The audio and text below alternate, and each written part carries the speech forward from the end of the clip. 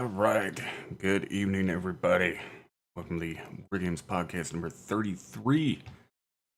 Joining me tonight is Melius, Nichols, and the Lobster has made his return, ladies and gentlemen. Hey, I have. Hey, Shut up. oh. Yeah, so got a few of us in here tonight. As I said, Lobster has returned. He has got a computer back up and running. So I will apologize ahead of time for his appearance tonight. So tonight's podcast is it's going to be a little bit different than the last few we've done.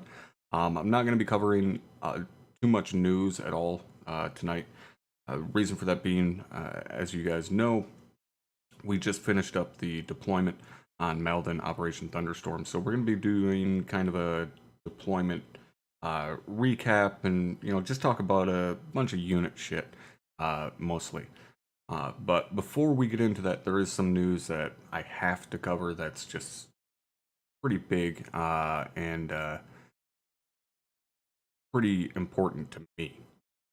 So the first thing I wanted to talk about was actually an announcement from last night, and then the announcement kind of got bigger today, and that was from Bethesda. Did any of you guys happen to see what's going on over at Bethesda right now? Was it Fallout 76 or something? Yeah. Can't wait. Yeah, they posted something on Twitter last night, which thankfully I go to like Game Informer and GameSpot and shit like that because I don't do any social media or anything like that, so I would have had no fucking idea about any of this. But yeah, last night they put up a tweet that was, the traditional Fallout style TV with it just said "Please stand by" on it, and it was like a little GIF. And then tonight, or earlier today, I should say, they released a teaser video of Fallout 76, and the video's fairly short, just shows the inside of Vault 76. I liked that they had John Denver song playing over the video. That kind of made me giggle a little bit. It wasn't actually John Denver singing it though. I don't know who it was, but yeah, it was Country Road, Take Me Home shit.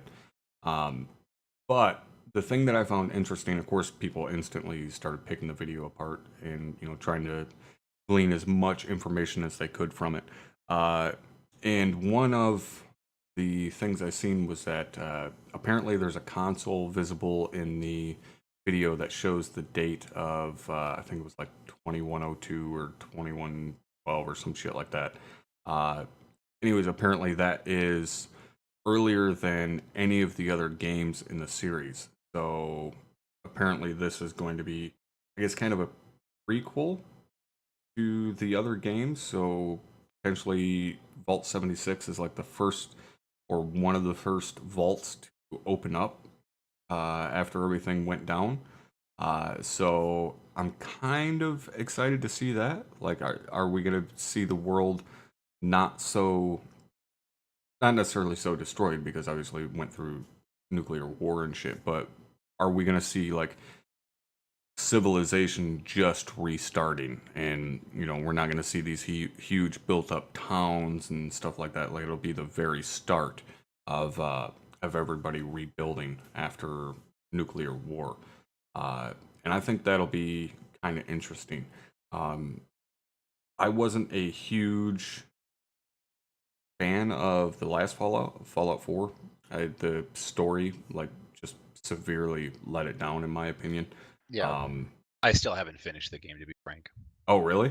Yeah, I still haven't finished the campaign because it's just as fine as other Fallout games, I guess. But as you just said, the reality is the story. Nothing made me want to finish it. I felt it's like your lack of agency, which doesn't right. The fact that your character has a voice now kind of eliminates any creativity in my mind, for sure. All of his responses are not, or her responses are all like predetermined. Like, you're only going to have one of a few choices now instead of one of 6 or 7 choices. Right. Well, I didn't think that's necessarily a bad thing. I mean, they did that in Mass Effect and it worked great. For me, it was more so there was no urgency whatsoever. Like, you're searching for your son, and you can spend the next 30 some hours fucking, dealing with colonies that need your help and shit. And That was my biggest thing. It was everything felt so distracting which from what should it's be paramount, right? Finding your yeah, son. and it's not that it's a bad thing, like, oh, there's too much to do or anything like that. I mean, there was a little too much to do, but it's more so the main purpose for you being there, or the main purpose of the game, is to find your son, and Right. it's almost like a side quest to go find your son. It doesn't seem Thank that you. important. So it's one of those, I think either A, they needed to make it more vital, like you have this much time to find your kid, or just gone with something else. But if they were gonna say, hey, you have this much time to find your kid, so you can go help all these other people and do all this other shit, that's fine, but you're never gonna find your son, you know, or go get him quickly, but make it very clear in some way that the game would continue after you finish that. After you go complete the main quest, you can still go do all of this other stuff on the side. I think that would have been a lot better personally. Yeah, there was like no Right. urgency. Like as Yeah. soon as like you rush to get out of the vault to find your kid, and then it's like, hey, why don't you can you find my shoes? Yeah. Hey, You you get to mind building Concord and a it's like, hey, can you do this to help us? Can you do this? yeah. And it's like, what the fuck? Um, oh, and very quickly, Liquid, thank you very much for that 9-month resub. I appreciate that, bud. And yeah, like Liquid said there in chat, the start of bottle caps as currency and stuff like that. Like, I think that would be really cool to see personally. Um, yeah, I'm not that excited for it because of how just disappointing Fallout 4 was.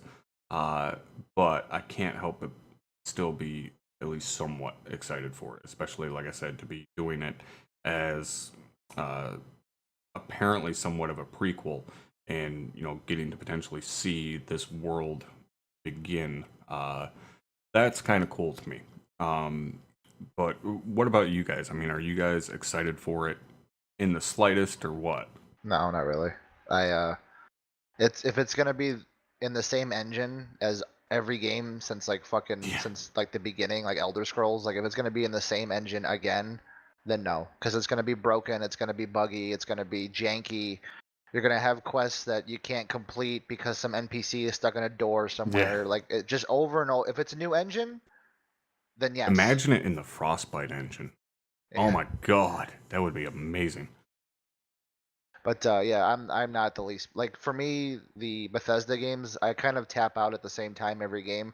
I've Hmm. played usually about like 10 12 hours. Skyrim, Fallout 3, Fallout 4. Um what was it before Skyrim? What was the one? Uh, Oblivion. yeah, Oblivion. Oblivion. Yeah, same thing. I See, about to, Oblivion, I got into way more than I ever did Skyrim. yeah. Oblivion had to have been the first game that I think broke my mind as far as just beauty, I think. And if I could address something that someone just said in chat, the jankiness is part of the charm. Yeah, the jankiness is part of the charm, like in 2000 fucking 7. Yeah, when it was When Oblivion. Skyrim, like no more, no, you cannot keep releasing like a broken product and then like say, oh, it's okay, the modders will I fix it remember in 6 months. I remember people talking about how retarded the horse was in Witcher 3, and everybody's like, "Have you ever played Skyrim?" uh, but yeah, if it was multiplayer, I mean, if it was, I should say, if it's co-op, because apparently now multiplayer exclusively means killing each other. But yeah, if it was co-op, that would make it completely different Right. for me. If you could play only, even if it was only with one other person, then I would be more excited for it. If you can play with a buddy that, like we had talked about the other day, Heckman had said that, like Anthem comes out, it only really has to be half as good as what people want, because it's co-op, and I agree with that completely. The co-op aspect hugely increases the quality of a game for me. I mean, you guys are watching me play State of Decay, and anybody that was watching us play that, there was tons of bugs and just annoying desync and shit like that in co-op. But I dealt with it and still had a really fun time because it was co-op. So yeah, if Fallout had co-op, I'd be all about it. But yeah, I still can't get like overly hyped, and I don't really know if anybody is getting that hyped for it because of Fallout 4. But we'll see. I know when was it 2 weeks ago or whatever, when they announced Rage 2, a lot of people were expecting this year's E3 to be something else, to not be Rage. And it appears now we're getting kind of the truth of it, that it is in fact going to be another Fallout game. And people are suspecting that Bethesda's going to follow kind of their traditional routine, which is show a game at E3 and then release it in like November of the same year. So we could potentially be looking at the new Fallout by the end of this year, which is pretty cool. Granted, they're going to be, I think, fighting an uphill battle going up against, not only Call of Duty, but also the new Red Dead, which is going to have multiplayer, but as it talked about, I think on the podcast last week, Red Dead is predominantly known for its single player, and that's where a lot of its fans are going to be coming from, are single player fans. So they're going to be competing pretty much directly with that. Yeah, if they do release in November, it's a month later, but I still think it's going to be some competition for them. So the next thing I wanted to talk about, like I said, I had to kind of get through the Fallout thing because that is fairly big news as far as gaming goes. Last week, I believe, a game was released for PlayStation, a game known as Detroit Become Human, which I watched Co Carnage do an entire playthrough of it, which I've talked about Co a couple times on the channel. I absolutely fucking love that guy. He's hands down my favorite streamer right now. And Detroit Become Human and God of War are the only two games lately that I've watched the entire playthrough of, every single minute. Now, God of War, I watched Goldie play it, Gold Glove. But Detroit Become Human, I had to watch Poe play it for different reasons. I really like Goldie because he's funny as hell, but Detroit is a much more serious game. And for anybody that hasn't seen it, it's kind of a...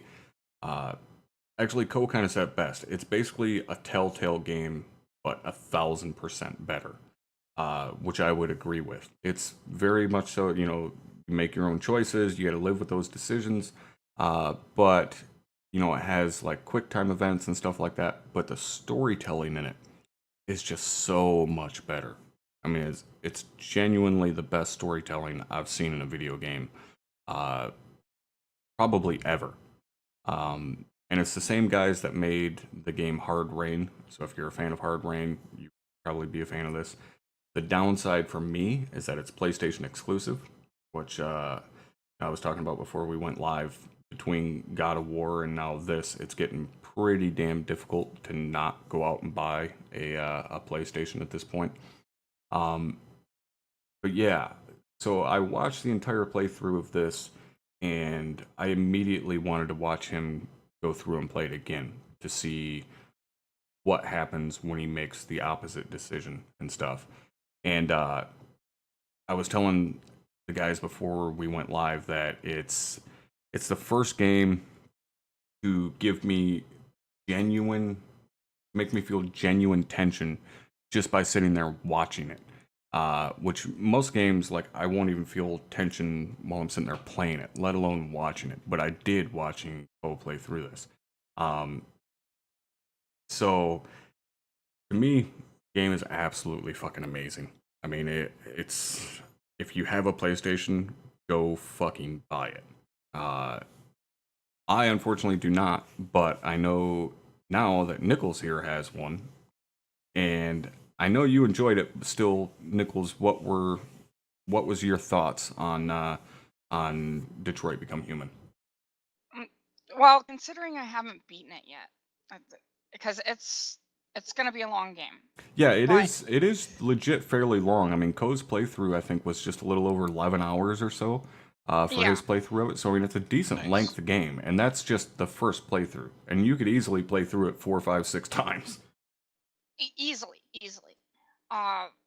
because there'll be things you miss the first time you go through. I certainly have already missed some things, and you get these little statuses after every little section saying what path you took, how and the cool thing about it is it doesn't show you the ones you didn't take, so they're Yeah, still hidden. yeah. Oh, It'll like- that's show you nice. that hey, there was another option here, but we're not Yeah. going to tell you what it is. It's like Until It- Dawn, right? Yeah, exactly. Yeah. You get the option and you can see it there.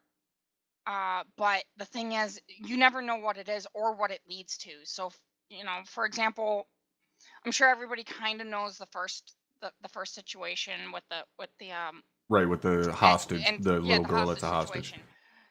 situation. I've seen a playthrough where the guy went through it and did a leap of faith and took the guy with him, jumping off the building, saved the hostage. My playthrough was entirely different than that. Mine ended up with me talking the guy down, and then he turns on me, I saved the kid, he turned on me and SWAT shot him down. So there's absolutely multiple different ways you can go about it, and each playthrough and each choice you make actually will dictate what happens later on. Yeah, It's because another one is, you'll get to a point where certain characters will become quote deviants, and you can choose not to do it at that time or choose to do certain things differently, and later on it will make that your choice pay, yeah. or And for all you know, I've seen it could be the best choice. yeah, and I've seen because like you said, that graph comes up after each kind of section and shows you the multiple different branches that you could have taken. And I've Yeah. seen situations where there was branches or there was a branch that Code took that was only possible for him to take because of a decision that he had made hours before that to do one tiny little thing, and it impacted the entire branch that he went down 4 hours later, Yeah. which is just insane. I mean, it's just this massive spider web of decisions and outcomes, which is badass. It is. I think honestly, this with Detroit, I think it's the game that everybody kind of hoped was going to come out of, like, for example, Mass Effect Andromeda, something Yeah. like that. But this game takes RPGs and takes that kind of, what makes us human, like what makes a person really Yeah. to the next level, because you really sit there and think, because you put yourself in the mind of these people who are robots and don't really have that kind of self-worth or anything of that sort. They just do what they're told, and you put your mind into it, and it really makes it feel more Well, I heartfelt think when that's something happens. I think that's kind of the genius thing about like the overall storyline though. The basic storyline is that these androids that we use for all of our day-to-day remedial tasks are basically becoming self-aware and saying, we are alive, we have feelings and this and that. And that's the genius thing with it, is that the game is basically telling you these androids are becoming more and more like humans. So when that Yeah. android, because you only play as androids, so when these Yeah. androids, when you're making decisions as a human and using your emotions to drive these decisions, it becomes that much more plausible. Like, yeah, these androids are becoming humanistic because you as a human are the one making their decisions, and Eh, it like genuinely makes you struggle with your humanity, and there's some really fucking tough decisions in there to be made. Yeah, there is. There really is. I know there's been times where I sat there and I've thought of, wait a minute, did I make the right choice? Right, Or and they put you on the clock too. Like you have a time yeah, limit to a lot make of these times decisions. you are on a clock, Yeah, and so that's what really, afterwards it's like, oh fuck. yeah, and that's what really hurts the most, is especially in certain situations, one with a little girl and then one with your elderly Mm, yeah, caretaker. Um, th- those those are on a clock based, and it really drives you to what your core beliefs and who you are really are. yeah, and that speaking of those two characters, and last podcast, I think it was last one, maybe it was the one before that. We were talking about Christopher Judge, who does the voice of Kratos for the new God of War, and how he was saying that the storytelling in games is so much more than what it used to be, and he's all about doing games now. And the voice actors that they got for this game, and not just voice acting, they also did mocap on them and full Hmm. face scans and stuff. I mean, they got legit people doing this game. Um, the one of the main robots or androids that you play, Marcus. Um, he's on Grey's Anatomy. I can't remember his fucking name. I know Heckman would. Jesse Williams. There you go, that guy. Yeah. So the guy has a very distinctive look to him. He And they does. did a He full was scan of him, and like there was people like in the chat like going, "Holy shit, isn't that the guy from Grey's Anatomy?" Like they yeah, recognized him from the video game. yeah, Uh, and then they also have one of the other main androids is Minka Kelly, who's an actress that's done a bunch of shit. Uh, which she was very recognizable. Like me and Heckman both were like, she looks familiar as fuck, but I can't place who it is. And then you look it up on IMDb and see who it is. Now, the two people that I instantly knew who it was that elderly caretaker, because I'm fucking old. That was Lance yeah. Hendrickson. It was. And I love Lance Hendrickson. He's always been one of my favorite actors because of Aliens. And then Yeah. after Not bad Aliens for was a human. yeah, after Aliens was because of Stone Cold with the Boz, where he played Chains, which if any of you are old enough to remember how amazing that movie was, yeah, Chains was awesome. But the other actor who plays Hank, a human detective, was none other than the Kurgan himself, Clancy fucking Brown, which was awesome. I mean, Clancy Brown has done quite a few video games at this point, but still, it's the fucking Kurgan. Like, it's badass to see him in a video game. And they did a face scan of him and shit. And I mean, he did an outstanding job, as everybody did. Like, all of the voice acting is pitch perfect. There wasn't a single character in there that I didn't legit enjoy. Even if they were, douchebags that you're supposed to hate, Yeah. which there are plenty of those, Oh, yeah. especially the girl's father. Yeah, Like, yeah. they did a But great fucking job. They hit everything that they wanted to hit with Mhm. that 100% effort that I think every game developer should really put forth for their games. And it's kind of sad to see a lot of developers that don't do that.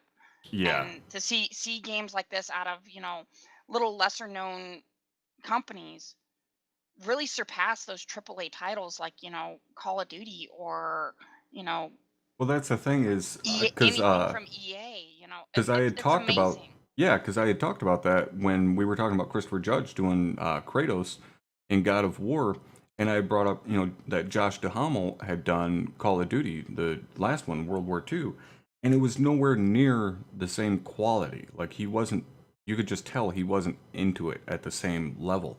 And Yeah. especially now after this, like how well all of these guys did, it's holy fuck, man. Yeah, if you're gonna, don't. One thing that I would probably say to a lot of developers, if you're gonna pitch out money for a well-known actor, don't use all your money for that. Yeah. Go with somebody who's a little lesser known, and then put that money into great storytelling and great, all that stuff to make the game great. Yeah, and that's Don't. how. Destiny, Yeah. Yeah. fucking Peter Dinklage. Yeah. Yeah. It was Exactly. a horrible performance by Peter Dinklage. That one legit surprises me, like Yeah. how poor he did in that. Granted, it may have just been like he's like, all right, let's hurry up and get this fucking over with because I've got like season 6 of Game of Thrones to do, and I don't give a shit about you guys. Yeah. But that's how actually taking some time to sit down and think, who can do this and stuff. That's how you end up with Michael Ironside as Sam Fisher, who is synonymous Exactly. with Sam Fisher. And you watch that video of when they brought him back. He sat down with Xbox Studios and did an interview with those guys. And they asked him, how does it feel to come back to be Sam Fisher?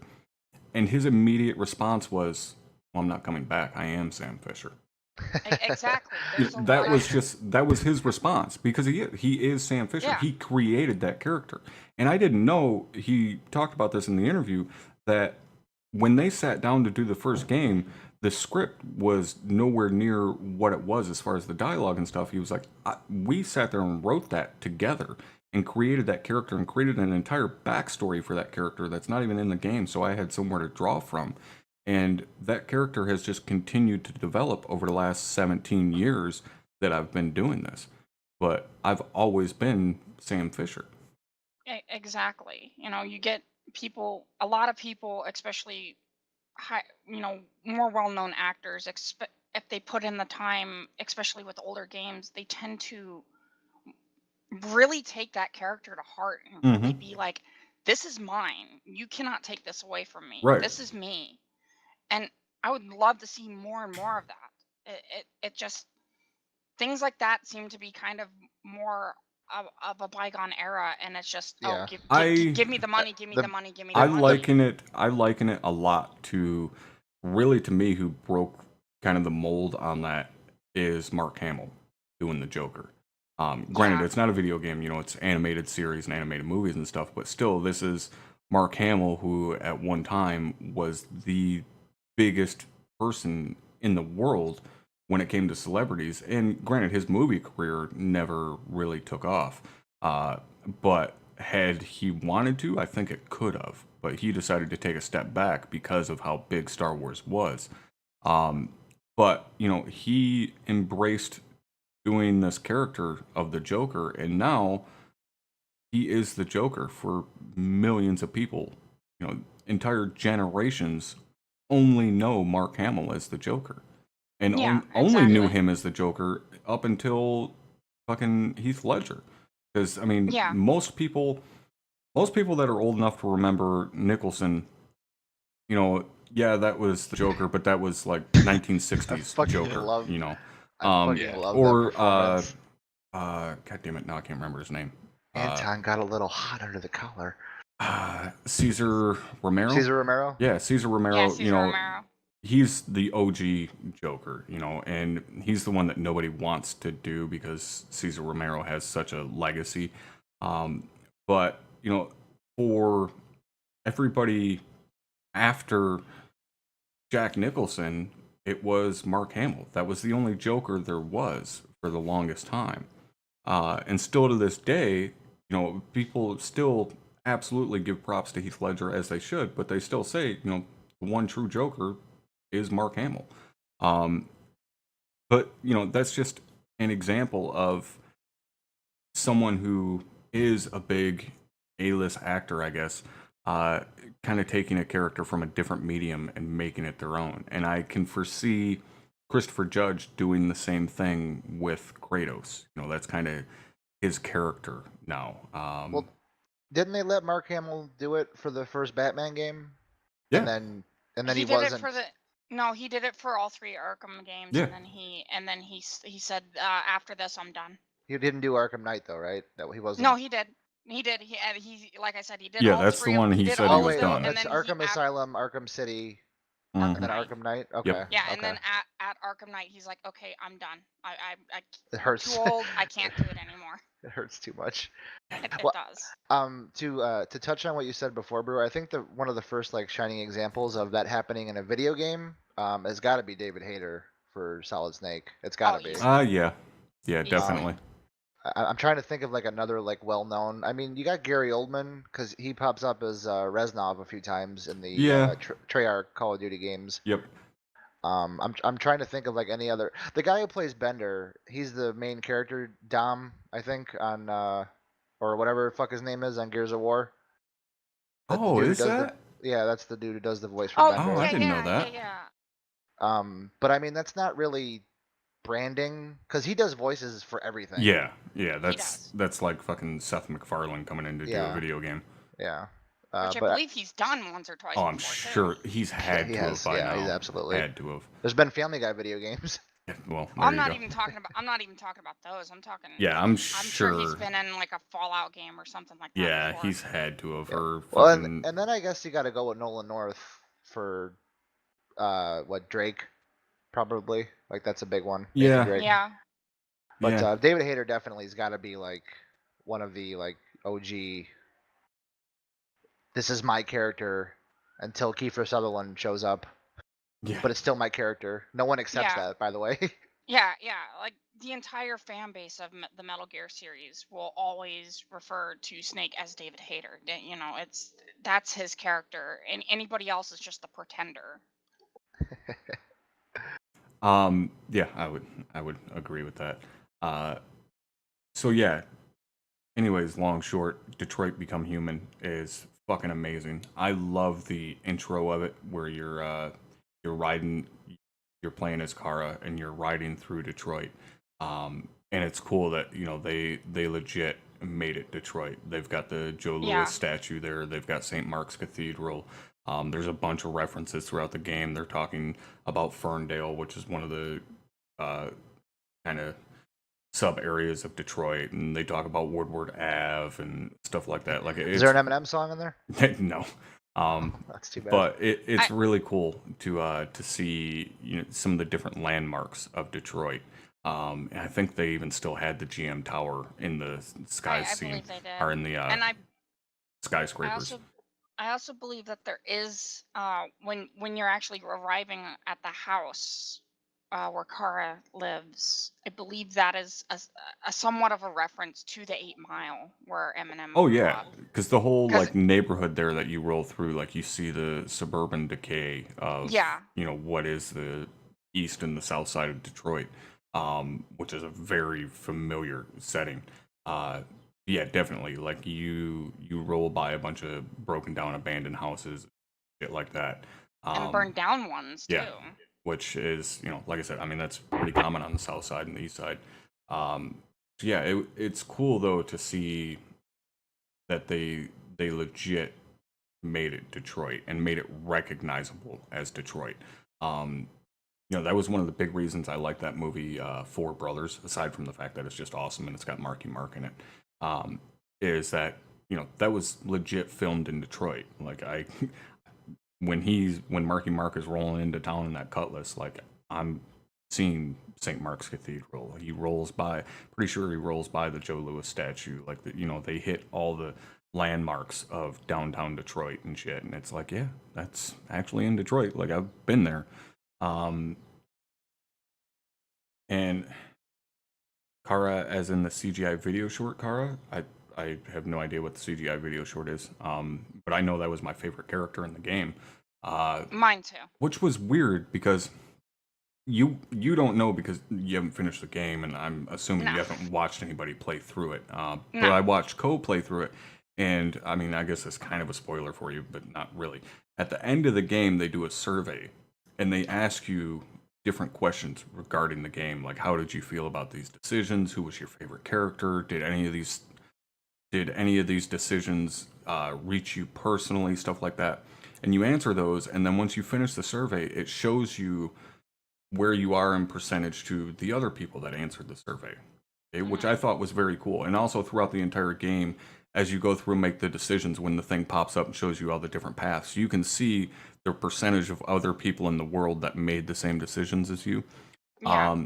So this survey at the very end, I said one of the questions is, do you are I can't remember the exact wording of it, but it was something along the lines of, did any of these decisions, or did any of the decisions you had to make reach you personally, or something along those lines? Basically, did these decisions make you fucking feel anything?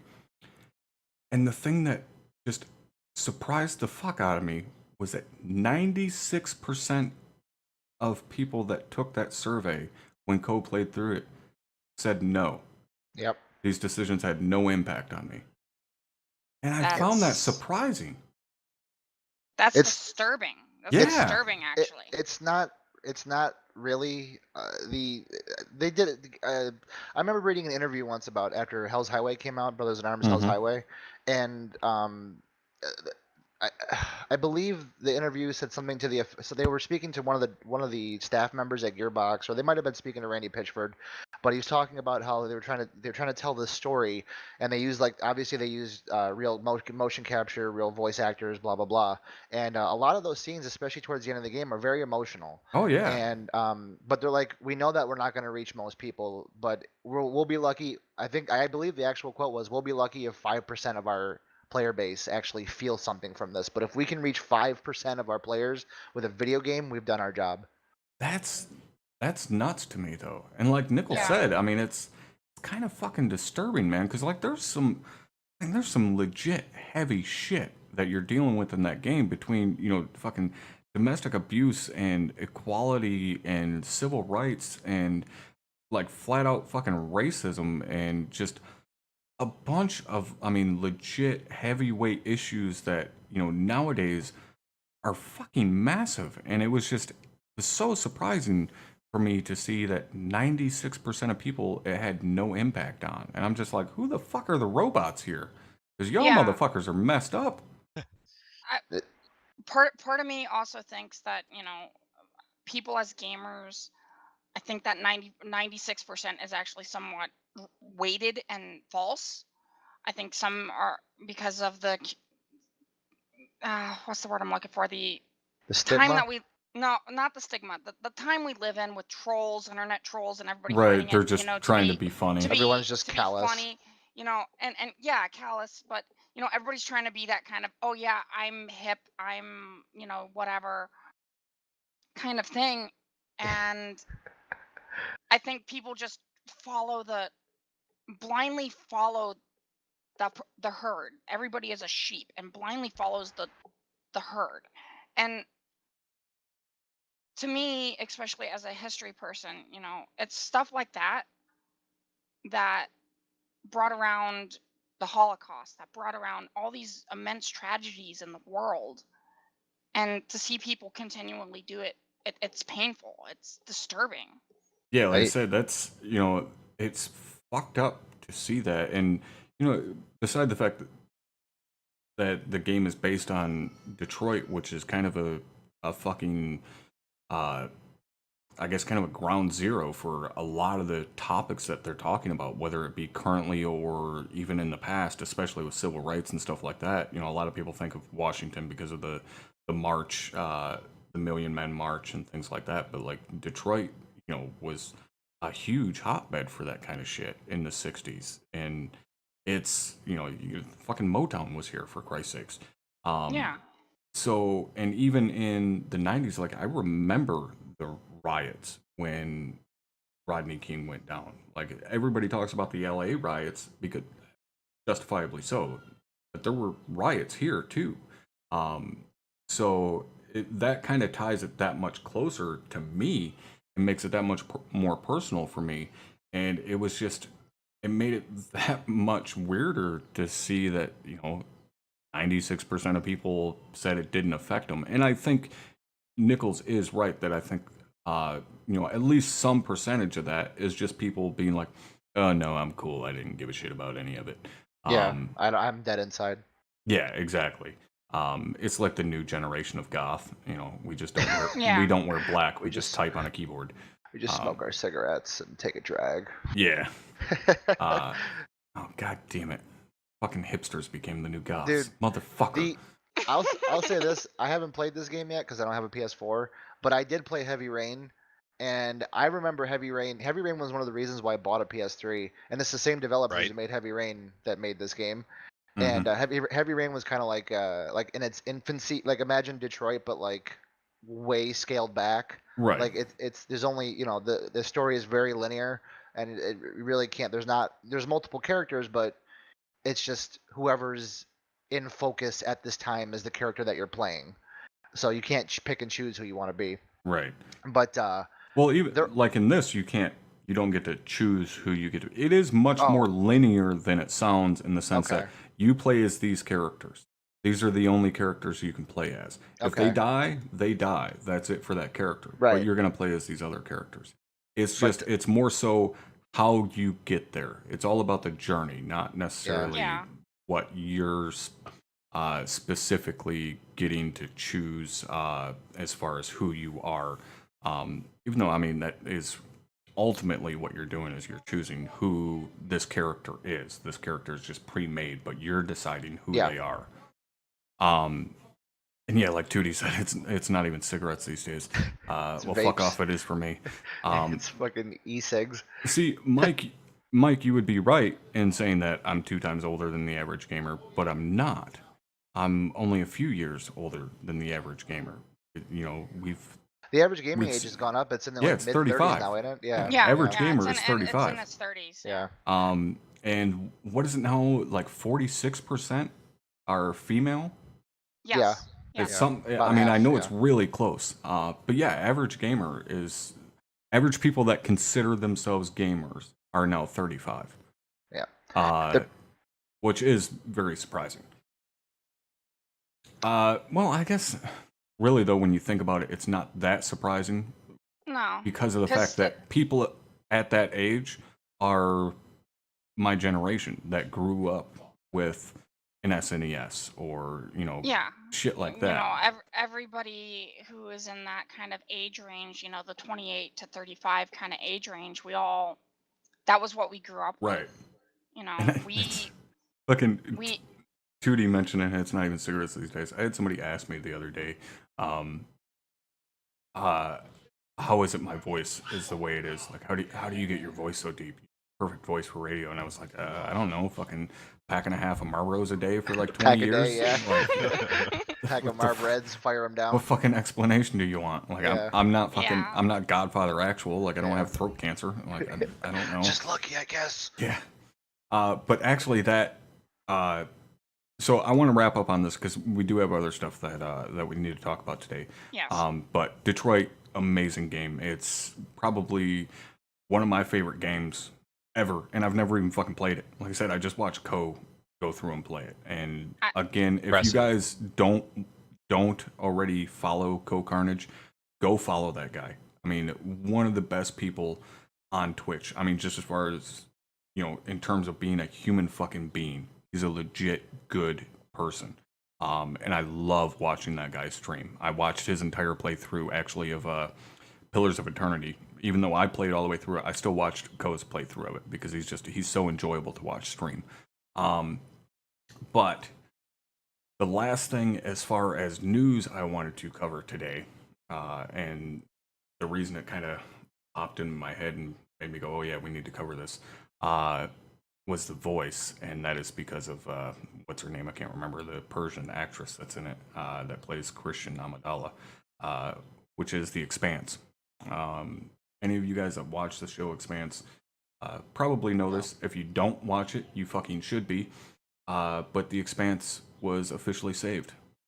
Amazon has officially picked up The Expanse for season 4, which was awesome news. I mean, I legit was fucking smiling when I read that, which me and Drum were talking about it, and then I hopped off of TeamSpeak, and like 10 minutes later, he sent me something from Reddit that was Jeff Bezos or whatever, the Amazon boss, officially announcing that they've picked up The Expanse for season 4.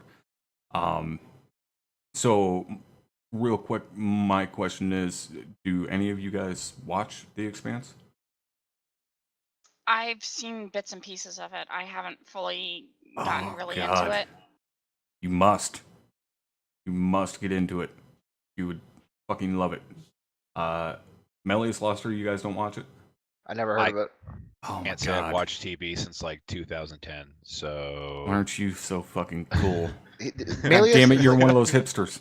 no, he's like a 29-year-old, 75-year-old. Like that's what he is. He's a fucking I don't know. like I think he sat back. he's an old He sat hermit back that like saying sits that in his while he was rocking chair. while he was hitting his goddamn vape pen. Yeah, that's what we'll call it. Yeah. yeah, that's it. It's a vape pen. My mom would be much happier with that.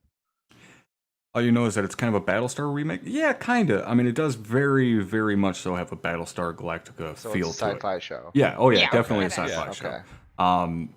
But Well, then that's an easy sell, though. Yeah. Oh, very. Like the characters in it are just really good. The woman that plays Christian Amidala, I can never remember her name. She's a Persian actress who has like a really fucking deep, raspy voice. I always remembered her as one of the admirals from Mass Effect 2. Oh, I know Yeah, who her. you're talking about. Yeah. Yeah, see, you say can't- Admiral from Mass Effect 2 at the fucking, at the court case or whatever for Tali, and you Yes. instantly know who it is Shoren? Yes. because of her Sure. voice. Shoray. But yeah, that's that's the Shoray, it looks like her name is. Is that her name? Shohreh. Maybe that's it. Yeah, she's in it, and one of the newer characters that was introduced last season is this Marine from Mars. Basic storyline of the show is that you have Earth, you have Mars, and then you have the Belt, which is out in the asteroid belt. So that's like your three main governments. You have Mars, you have Earth, and the Belt.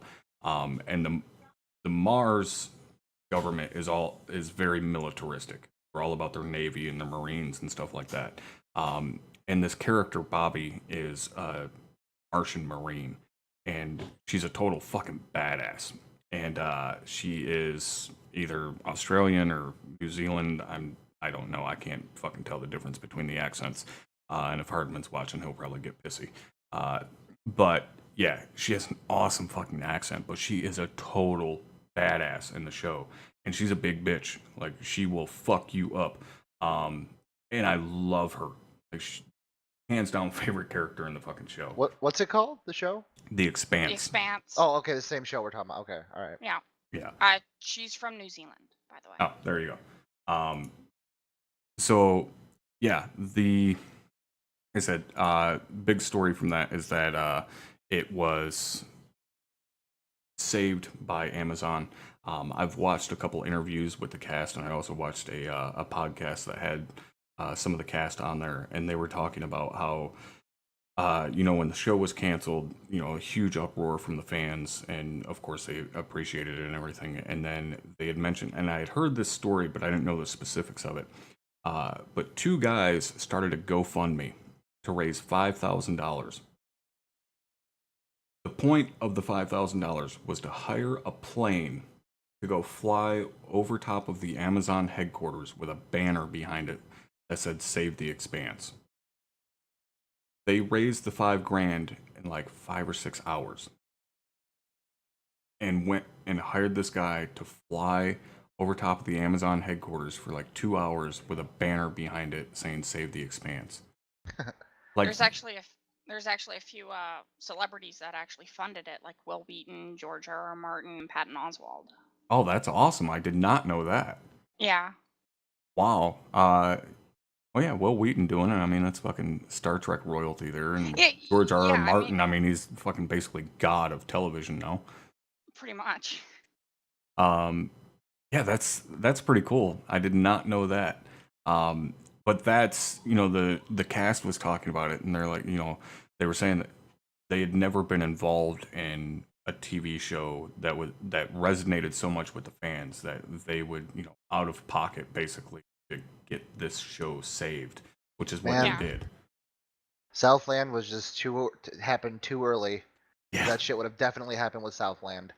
Yeah, I think God so. damn it. That Southland, show was Deadwood's badass. another one. Way too early. Oh yeah, Deadwood. Well, I don't know. necessarily. I'm not saying that like fans wouldn't have, but I don't think it would have been canceled in the first place. Like had Deadwood come out before, like had Deadwood come out instead of Westworld, dude, it Yeah. would have been insane. Like Oh. Timothy Olyphantastic would have actually been popular. Yeah. Ian McShane has come out and said like, well, yeah, there's a movie, like there's Yeah. a script out there, Yeah. and he's like, are we ever gonna see it? I don't know. Ask HBO. Like I keep telling him like, hey, we're all gonna be dead soon, so you might want Yeah. to make this movie like now.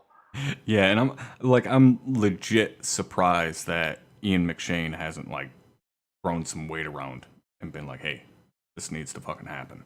I mean, maybe he just doesn't have that kind of weight. I think he should because he's fucking epic. Maybe I not in love America, Ian McShane. but in England maybe. But I don't know Yeah, about here. I but mean, he's really only has like Deadwood and like John Wick notoriety here, and he was in like I We Are guess Marshall. so. Yeah, I guess so. I guess yeah. I guess the reason I kind of fell in love with him was because of Deadwood. So Oh yeah, I had no idea who he was until I watched Deadwood. yeah. So yeah, that's really cool that that the Expanse has been picked up for season 4. The new episode is going to be on tonight. So I was very very excited for that, especially considering we still got another full fucking year to wait until we get next fucking season of goddamn Game of Thrones. So yeah, it's cool to see that something like that can happen nowadays. That like Amazon or Netflix can pick up a fucking show from regular cable. Be like, yeah, Yeah. this is ours now. Yeah, that makes me No, very happy. You know, because like there's been shows in the past that, you know, have been canceled that had it been now, like we were just saying, you know, they Dude. would have been picked up. You know, Dude, like Hannibal, fucking Salem's another one. Hannibal was a great fucking show. well, I and was they- thinking, you know, even stuff Ah. like Almost Human, which was on Fox, which is Yeah. famous for fucking canceling shows. But Almost Yeah. Human like Yeah. had Carl Urban in it and shit, and like it was a really good show, but it just very quickly went away. Like they got one season out of it. Yeah. Or even shit like even older. Look at like Dark Angel with Jessica Alba from back in the 90s. Like that show was really fucking cool at the start of it, and then it very quickly turned to absolute dog shit because they found out, oh, we're getting canceled. We need to like fucking make something happen here and, you know, wrap it up quick. And Didn't then they it try just to turned to cancel dog Mr. shit. Robot too? Or did Mr. Um, Robot just find a new sponsor, like find a new sugar daddy? I'm not sure. I know they Oh, switched 'cause networks. did they? but- I thought it was still on Yeah. HBO. Well, no, I'm saying they started on USA though. Season 1 and 2. Oh I think, yeah, is yeah, on It's on yeah. USA. That's HBO right. now. Yeah, It's on now it's HBO on now. HBO. Yeah. Because I remember watching season 3 and I'm like, they're saying fuck an awful lot. Did they change? Yeah. What's going on here? Yeah, Well- they got funded by HBO and are now picked up by HBO. Well, that's the thing that's like I don't know if they've kind of let up on that a little bit because sci-fi has been really pushing the boundaries in terms of vulgarity on TV. Like they've said fuck on The Expanse. Like they've been pretty out there with their language. And then last year they ran a show sci-fi did called Blood Drive, which was fucking amazing. I love that show. Such a great throwback to the old midnight movies and stuff like that. Very like Tarantino-esque in terms of like newer shit. But like they straight up swear and shit like that on there, and it was on Sci-Fi at like 1 a.m. So it was really cool to see that. Do we know what kind of game Fallout 76 is going to be? Drum, from what the people have said, picking it apart, is that it's going to be a prequel. So we'll see. So yeah, Pretty much. Wow, he's not prejudging this at all. Yeah, no. Right? Yeah, why would he do that? So Why would anyone do that? I mean, I'm doing it just because if it's in the same engine, I'm like, no more, please. right. So yeah, that kind of wraps up the new stuff I wanted to cover, which took much longer than than I wanted to. Oh, it's not bad. You get an Um, hour of news and then an hour of Yeah, ArmA. yeah, I guess It's so. not bad. So yeah, as I was saying at the start of the show, we wrapped up our deployment for Malden for Operation Thunderstorm, and the final mission was pretty good. I Zeused for it. We got to see, well, actually, we didn't get to see. Some people got to see the general commit suicide, which was not my doing. I know a lot of people thought I was remote controlling the general, but I in fact was not. That was the AI like trying to run away or something, and decided to like phase through the wall and take a 60-foot fucking nosedive, which was fucking hilarious. Like I didn't get pissed off about it. Like I thought it was funny. It was great for the Wish I story. could have. I was in a different area. Wish I could have seen it though. Aaron, give us a clip. He's in chat. He can hear me. Aaron, clip it. Drum had a little bit of a view on it, like out of the corner of the screen. Like I doubt he even seen it, or he might have. But yeah, I fucking wish I would have been sitting there watching it. I was like at the other end of the AO doing something, and I heard somebody come over the radio saying the general just committed suicide, and I was like, fucking what? Did they shoot him and just don't want to say they shot him, or what the fuck happened? But yeah, I wish I could have fucking seen it because it would have looked like just like what you guys watched Heckman do jumping off the billboard there. But yeah, it was. I definitely like. I thought it was perfect for the storyline. Like the general's like, "Oh, I'm fucking surrounded. I'm not getting captured. Fuck it. I'm ending it all." Yeah, I thought it was really funny.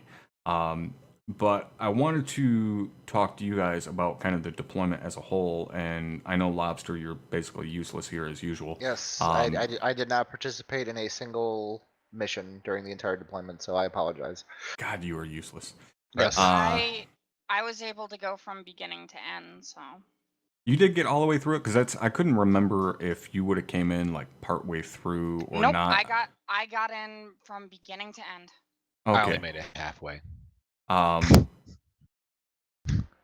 you Just didn't. the tip. I just got the Yeah, I'm tip just in. being an ass. I was like sitting here thinking like, were you on? Because I was trying to remember like if you were on LOA or some shit, and I'm like, no, the fuck you No, weren't. I haven't been that lucky. No.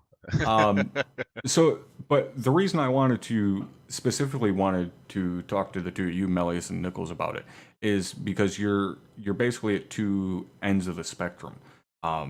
Melius, if you guys don't know, is now one of our platoon leaders. He is now the platoon leader for Havoc 1, which is pretty recent. And Nichols is not a platoon leader. He's at a fire team level, and a rifle team, or a rifle squad, I should say. So you've got kind of both ends of the spectrum, different platoons, but both ends of the spectrum. And, you know, Melius, you've been here for a while. You've been doing this. And Nichols, you're still fairly new. So if you made it all the way through the deployment from start to end, so then you came in, it had to have been right at the end of the FTX cycle. Did you even go through a single FTX? No. Okay, so it was right at the start of the deployment. Yeah, right after OSIT with you, that's when deployment was announced. Right. Okay. Yeah, see, she did OSIT with me and is still not terrified to speak to me. God, no. Well, no, see, the funny one was like Lindsay when she went through OSIT, because She's obviously still scared to talk to you. Yeah, well, yeah. Because obviously, you know, it's no fucking secret. Obviously, you're female. Yes. But it takes some fucking What? balls. Like, it takes some balls to join a realism unit that is a bunch of fucking dudes as a female. And then on top of that, to get into the realism unit, go through recruit training, and then come into OSUT, and you have me as your OSUT instructor. Like, I can completely understand that being intimidating. But on top of that, like, we kind of piled on when it came to Lindsay, because obviously she's Munson, you know, Ryan's wife. So we had to kind of jab the stick a little bit. So like when it came to, you know, getting her ready for the test and stuff like that, like Ryan was definitely, you know, kind of adding on and and making her that much more nervous about it. but it's still to this day. If I enter a room, if I enter the channel and Lindsay is in there, she will fumble fuck all over her words trying to go first sergeant and, you know, remain silent until I say something, which I find hilarious every single time. Yeah, it is. So I guess first I want to get your perspective on it, Melius, being having more experience and being here longer. You know, firstly, like, what's your thought overall on the deployment? Did you find it enjoyable at all, or was it just kind of it's another day? Fuck mountains. That's what I have to say. Fuck mountains. Yeah, fuck mountains. Fuck high altitude. You know, hills. You know what I just realized? Yeah, just fuck mountains. Malden was fine. I liked the map beforehand, right? I mean, we're all pretty familiar with it, as it is. The entirety of the deployment, what I liked about this deployment, similar to Blackadder, was that it was not as lengthy of a deployment. So everything was still fresh, if that makes sense. Yeah, it was very quick. Yeah. Yeah, and I do enjoy those because it's more so something to break up the monotony. You know, instead of Right. doing an FTX cycle for fucking 6 months or something, we can break that up by doing a deployment for a couple of months and then going back into an FTX cycle, which I definitely enjoy a lot more. You know, because before, like, we never did emergency deployments before. It was just always, okay, we'll do one deployment a year and one FTX cycle a year. So we, you know, half the year we're in FTX, half the year we're in deployment. However, the big difference for us is back then, FTXs really were not about training. And that was always like the biggest complaint that we had, especially up till when all the changes happened, is, you know, we would go into an FTX with a training focus of X, and we would end up fucking doing Y because the Zeus operator was a fucking douchebag. It's like, you know, how are we supposed to train on this shit when, you know, it's just basically another fucking mission? Like, there's no difference whatsoever between our FTX operation, our FTXs, and our fucking operations. There was no difference at all. As we're now, I think there's a very, very distinct difference between Truly. our FTXs and our operations. So in terms of the deployment itself, obviously you became a platoon leader during the deployment. You were commissioned up to you were commissioned up to lieutenant to take over Havoc 1 after us losing Lieutenant Burt to retirement. So Fortunately. yeah, definitely, unfortunately. And which, by the way, guys, that the GoFundMe for Lieutenant Burke and his family did outstandingly. Far exceeded the goal, so outstanding job on that. I know very much so that he appreciates that. But what I want to ask you is, you know, in terms of going from, you know, fire team member to an FTL to a squad leader to now running a platoon, and especially, you know, during actual operations and not an FTX cycle. What has been, in terms of this deployment and specifically becoming a platoon leader, what was kind of the biggest, I guess kind of culture shock for you, or what was kind of the biggest thing that you were like, oh, holy shit, I did not realize, you know, it was like this? As specifically as a platoon leader? Yeah. Okay. I guess 2 weeks in. So with that being said, I guess I'm still very fresh. So I'm sure that there's there'll be more shit that you'll be like, oh. Yeah. Yeah, exactly. I'm sure that my list is far from being done. Yeah. But I can tell you what I think. What I can. What surprised me the most, I have to say, would be the amount of support that the unit provides overall, and just not just that, but seeing access to the getting access. By that I mean becoming, if you will, part of I Kind don't of the know. bigger decisions. Yeah, well, people that are willing to, because at the end of the day, we are really what we are as a community of gamers, right? Mhm. And so the way I view it is when we step up into leadership, what the reality is, we take upon ourselves the responsibility of the longevity of the unit, really, right? Yeah, you have to think Uh, more long term. exactly. So I really appreciate getting to take that aspect of the community, really being able to look at things from that perspective. Makes me much more appreciate the community for what we have here. Truly. Right. Yeah, I can understand that. And um, kind of, I guess, somewhat getting, kind of a look behind the curtain, or the first set of curtains, and getting more of an understanding of why things are done a certain way, or why certain decisions are made. I think is, kind of what you're talking about. Yeah.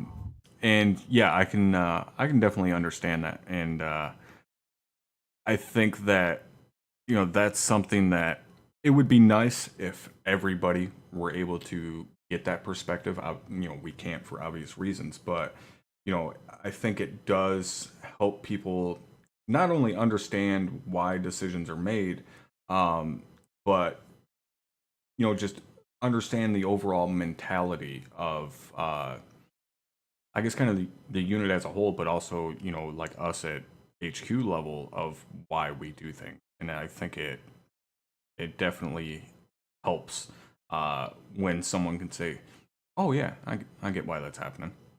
Oh yeah, I mean answers to I guess just the questions of life make everything easier, really. Yeah. Truly, yeah. But So what for you?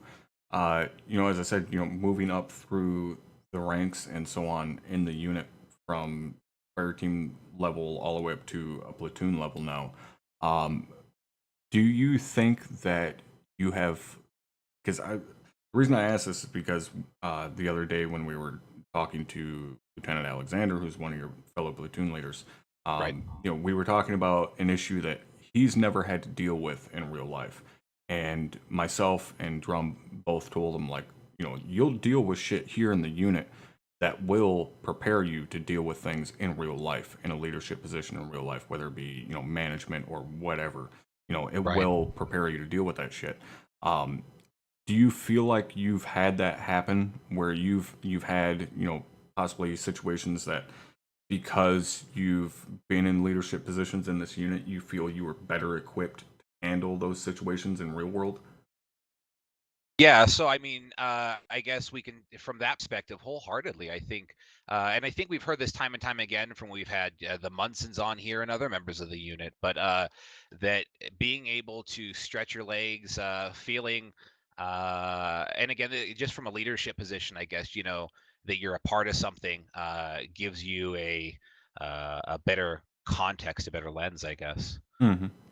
So that's definitely. Um, Something you gain, I guess. Right. And Yeah. I've had you on the podcast before, and we talked about, doing weapons things and I have been? stuff like that. I thought you were, weren't you?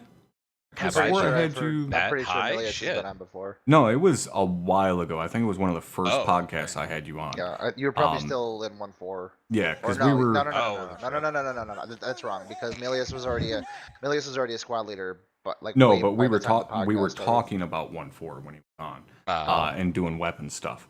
Gotcha. But that's the reason. Anywho, The reason I brought that up is, you've now kind of ran the gambit. Right. You've done the weapons thing. You've done rifle thing. You've done platoon lead now. Yeah. I've said multiple times, as well as Hammer, who you guys know is kind of my fucking right hand, because we came up through the unit together. What's your favorite job to do in the unit? Oh, team leading, no question. Easy fucking question. Team leading. I think it's the most personal, and it is kind of the most fun, really. Yeah. You're shielded from mistakes, really. You have somebody that's specifically watching what you do, make sure you're doing it right, right? And if you're not, help you do it right, is the reality. Right. And then, but also you get the chance of stretching your legs, right, and being able to make decisions, being able to act on certain impressions you get because you're in that position. I guess it's really empowering in that sense, and it's fun. It's a really fun Yeah, and you have leadership an position without actual impact on what's happening. and the least amount of stress. I gotta say, Yeah. Oh, at the end you're of out the of your day. mind. I don't know Um, what team lead you were leading, but you're out of your mind if it's not uh, stressful. Did you very ever? very quickly, Riley, thank you a ton for that 10-month resub. Oh, I'm wow, not sure how at 12 years old you can afford that, but thank you. impressive. I have to call him Thank you, 12 mother. every time I talk to him. I have to call him 12 just to piss him off.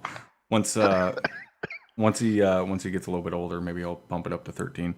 And also Ravishal, thank you very much for that Twitch Prime subscription. I appreciate that. But no, I agree with Melius. Hands down, team leader is the funnest job to me. In terms of leadership roles, Right. if it was just what do you want to do, I'll be a fucking AR all day, every day.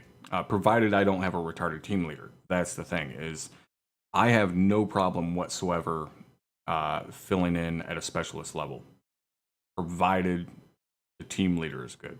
If the team Right. leader's no good, it's absolutely infuriating.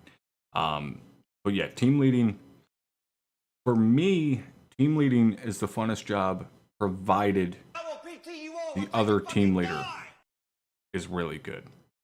Like, You know that's what the I've biggest noticed? caveat. Like, as long as I work really well with that other guy running the other team, I love it. If Yeah. the other team is very slow and he's not as aggressive as me and doesn't want to maneuver as much and not on the radio as much and stuff, then it's a problem. Then I don't like team leading because it's constantly, oh, they have to fucking catch up, or they got in shit because they were sitting there too long and got fucked up. We got to go back and get them. That kind of stuff makes it really annoying to be a team leader. But if that other team leader is really good, then I absolutely love it. Hands down, best job in the unit. Like I said, it's all about the chemistry at that level. It's really about your interpersonal relationship and being able to like work with the guy next to you. As you move up, you get a lot more removed. Yeah, even at a squad leader spot, you're so far removed even from your co-squad leaders per se to some degree, as compared to a fire team level, right? Mm, yes and no. For us, not at all. When I was a squad leader, we were all very close. We had all been friends for a very long time. Even by that point, we had all been playing together for almost a year. So yeah, for when I was a squad leader, no, we weren't removed from each other at all. We were basically 4 team leaders instead of 4 squad leaders. We were I guess constantly talking to each other. occasionally, you're as a fire team, you're right on each other's ass is more my point, I guess. Yeah, But yes, there's a little no bit degree. more ground separating you. Right. But even then, it's not as much as what most people think. Like, Right. because most people that are here aren't, I guess not necessarily aren't old enough, but they weren't here to have seen like me and Jerry in person and Franklin or Hammer running as squad leaders together in Havoc 1. So they don't really understand that. But for us, it wasn't, okay, 1-4 is going to sit 700 meters out here on the hilltop and cover you guys. It didn't work like that. Right. Like, my weapons guys got trained like a rifle squad. And I tell guys that all the time. Like, I didn't train my weapons squad as a weapons squad. I trained my weapons squad as a rifle squad that happened to carry 240s.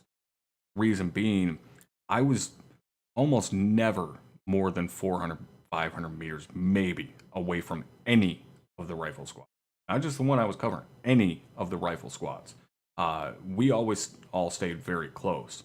And I would get fucking pissed off if one of the squads moved beyond my effective range. And it wasn't on platoon to tell them.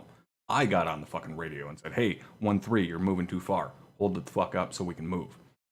That was my responsibility as the covering element. Right. But it was also, if Cherry started getting fucked up by a BMP and they were black on AT, we were close. We were only 300 meters away. So I could dispatch one of my armor teams and say, hey, go link up with Cherry, find that fucking BMP.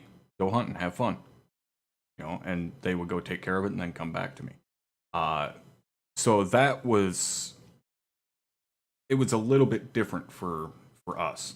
You know, weapon squads now, they tend to like to just sit up there on a hilltop and shoot at shit, which I absolutely hate. I can't fucking stand when they do it, which is why I always fucking yell at them when they do it. But anyways, long short of it is, so I mean, you're much of the same mindset that you think team lead is also the best job in the unit to do. Oh yeah, definitely. I think when I've punched the card and you know Are you trying to steal my lines? maybe I guess yeah, if that's owned, I agree. Yes, I'm taking it. I'm gonna start fucking. But, I'm gonna start trademarking my one-liners. You motherfuckers owe me money. Once that time comes, and I think you know, because I think the other reality here that I've also come to realize is that because we are a milsim unit, at some point at some of the lower levels, it's nice to have movement so people under can also get a share, right?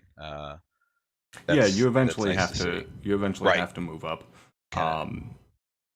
Because believe me, if I could still be a fucking team leader, I would still be sitting there as a team leader. And I know Hammer says the same thing. Like, we're always like, dude, if I could just go back to being a fucking team leader, like, that'd be great. Okay. The one report every 2 weeks. Yeah. Just, like, please, just let me go back to running 3 other fucking dudes, and that's it. You know, I'd be happy with that. Yeah. Yeah, there's got to be some movement within the ranks, so people can move up, unless you're like Potvin and just want to remain a specialist for like 18 years, which is fine. Commendable nonetheless. I don't know about commendable. I think I'd commend him more if he were to finally fucking step up and take a goddamn team leader position, but whatever. So going into the FTX cycle as a platoon leader, Yeah. what is it, if anything, that you're looking forward to going into a training cycle instead of a deployment?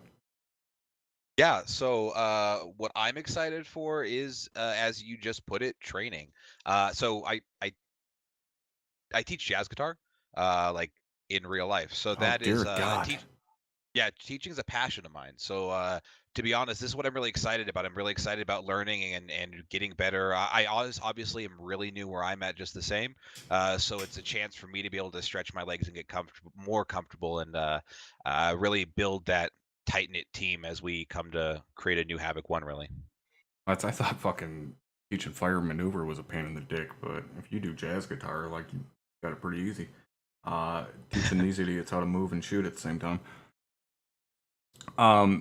So, I mean, do you, what's kind of the wordage I'm looking for here? Do you think that, going into an FTX cycle, do you legit believe that, the training that we do in FTX, do you think it really does help, to go into a deployment, to have a training cycle first, or what they would consider a workup? Well, I will be the first to admit, and this goes back to my time in 1.4. I learned this back when I was in 1.4. I remember I often told my guys that, hey, I remember the days when Top would set us in the shoot houses for like 4 hours at a time, right? And it that learned to appreciate true practice and true training. That, yeah, even though this is a video game, even though you know this isn't physically demanding per se, there is a certain level of training that does increase not just your cohesiveness as a team, but your ability just to not be a complete shit for brains out there. Right. Yeah, that's, I think, more important. Yeah, and it's, like you said, a proper training, not going out and just, okay, assault this objective, and 2 hours later, all right, you guys did great, I'll see you next week.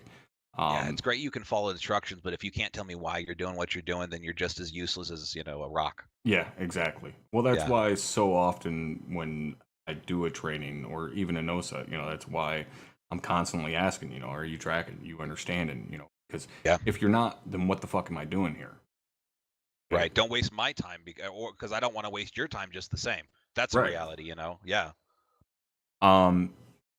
So is there anything specific going into this FTX cycle? Is there something that you're more so looking forward to training on than anything else? Is there something like, man, I really want to do some training on CQB or fire and maneuver or react to contact, or I really want to do convoy training? Is there anything specific that you're like, I really want to train on this?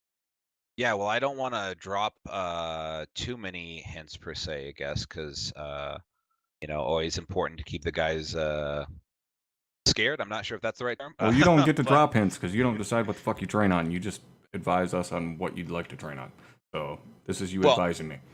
No, I understand. I guess I meant more because this again. I think Sergeant Reynolds and I, our goal with this whole FTX cycle is to really try to ramp it up to an overall improvement on the training. I guess, intent, if that makes sense. But to that end, yeah, I hate to say it, but I really am excited to be put into a lot of CQC situations that are just really uncomfortable. I like getting myself and those that I'm working with uncomfortable, so that when we have to do something that's quote unquote easier, I'm not sweating so much. Right. So I'm really excited to just improve on that aspect. I know that's something that being that it's a video game and you can't really see, hear, smell anything, or feel the environment, you definitely do feel at a loss sometimes. Oh yeah, Always you're important. very much so at a disadvantage with it being as detached from your character as you are. I've told the guys that no set throughout the unit many a times. That CQC is much easier in real world. I mean, it's not easy. It's the most fucking dangerous thing you can do. But as far as just the movement itself and stuff is much easier in real world than what it'll ever be in a fucking video game. But me and Heckman talked about this a while back. That for us, and I mentioned that our FTXs were really no different than our deployment operations. For us, we constantly got our ass kicked. We were always uncomfortable. We were always going up against a platoon of armor and battalions of infantry and shit. And Right. to the point that some of those operations are almost fucking mythical within the unit. Talking about like the bridge and Red Hammer 2 and shit like that. Guys who weren't even around for that shit have Still heard talk about about it. those operations. Or actually, specifically, the bridge was supposed to be, that was during an FTX cycle, but and we kind of came to that realization that one of the reasons that we were as good as we were was because of that, was because we got our ass kicked every single time. Right. And it made everything else easy, which was a good thing and a bad thing. It was a good thing in the sense that obviously it made us very good. When we would go into what someone would consider a normal mission, for us, it was bullshit. We just ripped through it. For the bad part, obviously, it sucked for morale. Like, all of our guys hated it. Every single operation, we were getting our asses kicked. But the weird thing was, and I think a lot of this was because of how close all of us squad leaders were and all of us NCOs, we were all very good friends. And morale never got so low that people were like, fuck this, I'm done, I'm leaving.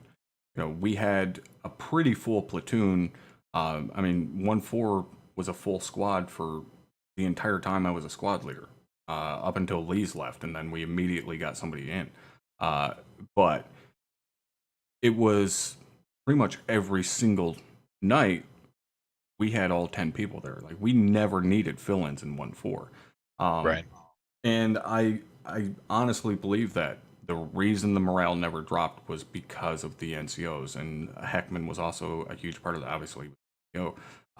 But the relationship that all of us had with each other really kept everybody else close as well. And I think that really helped.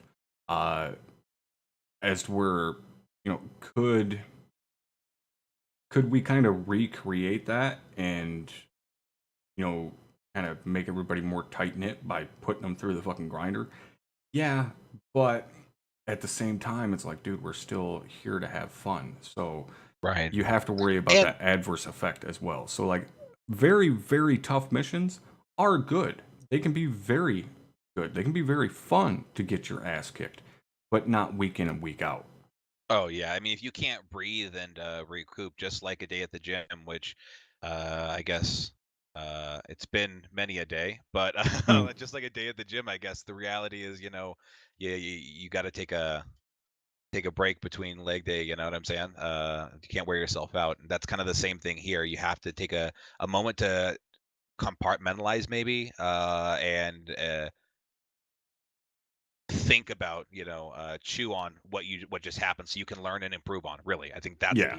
the important point. Yeah. That, and, like I said, I mean, at that point, we had all been working together for so long, and, everybody had been playing ArmA for a long time. I think actually, as far as the squad leaders go, I was the newest guy to ArmA running 1.4, but I had the experience that I have. So we were all very experienced. Eventually, all of the NCOs were rank capped. Every single squad leader was a staff sergeant. Every single team leader was a sergeant. We were rank capped across the board for quite a while. So we had a fuck ton of experience in that platoon. And that definitely helped a lot. And me and Right. Heckman were also talking about that the other day, that, a lot of the things for us that seem common sense isn't common sense for everybody. When you really think about it, Yeah, I I've- work at a bank. yeah, So, like I mean, I've been doing this for, just in the 506, I've been doing this for over 3 years now. And then Right. you have real world experience and training on top of that. Rum's been doing this for like 8 or 9 years and has like 7 years real world military experience on top of that. Heckman has been doing this for like 7 fucking years. Hammer's been doing this for like 7 years. Like, we've all been doing this for a long time, and then, real world training on top of that. As to where even you, as a lieutenant who's running a platoon, like you said, you work at a fucking bank. Yeah. You don't have the same experience, the same knowledge to draw on that we do. So when we look at a situation and say, well, yeah, you'd move over here, it's common fucking sense. Well, it's common sense for us because we have fucking collectively, 20 some years worth of experience going into it. You Right, guys and don't. that's why training is so key. Yeah, That's, exactly. I think, a good capstone for sure. But like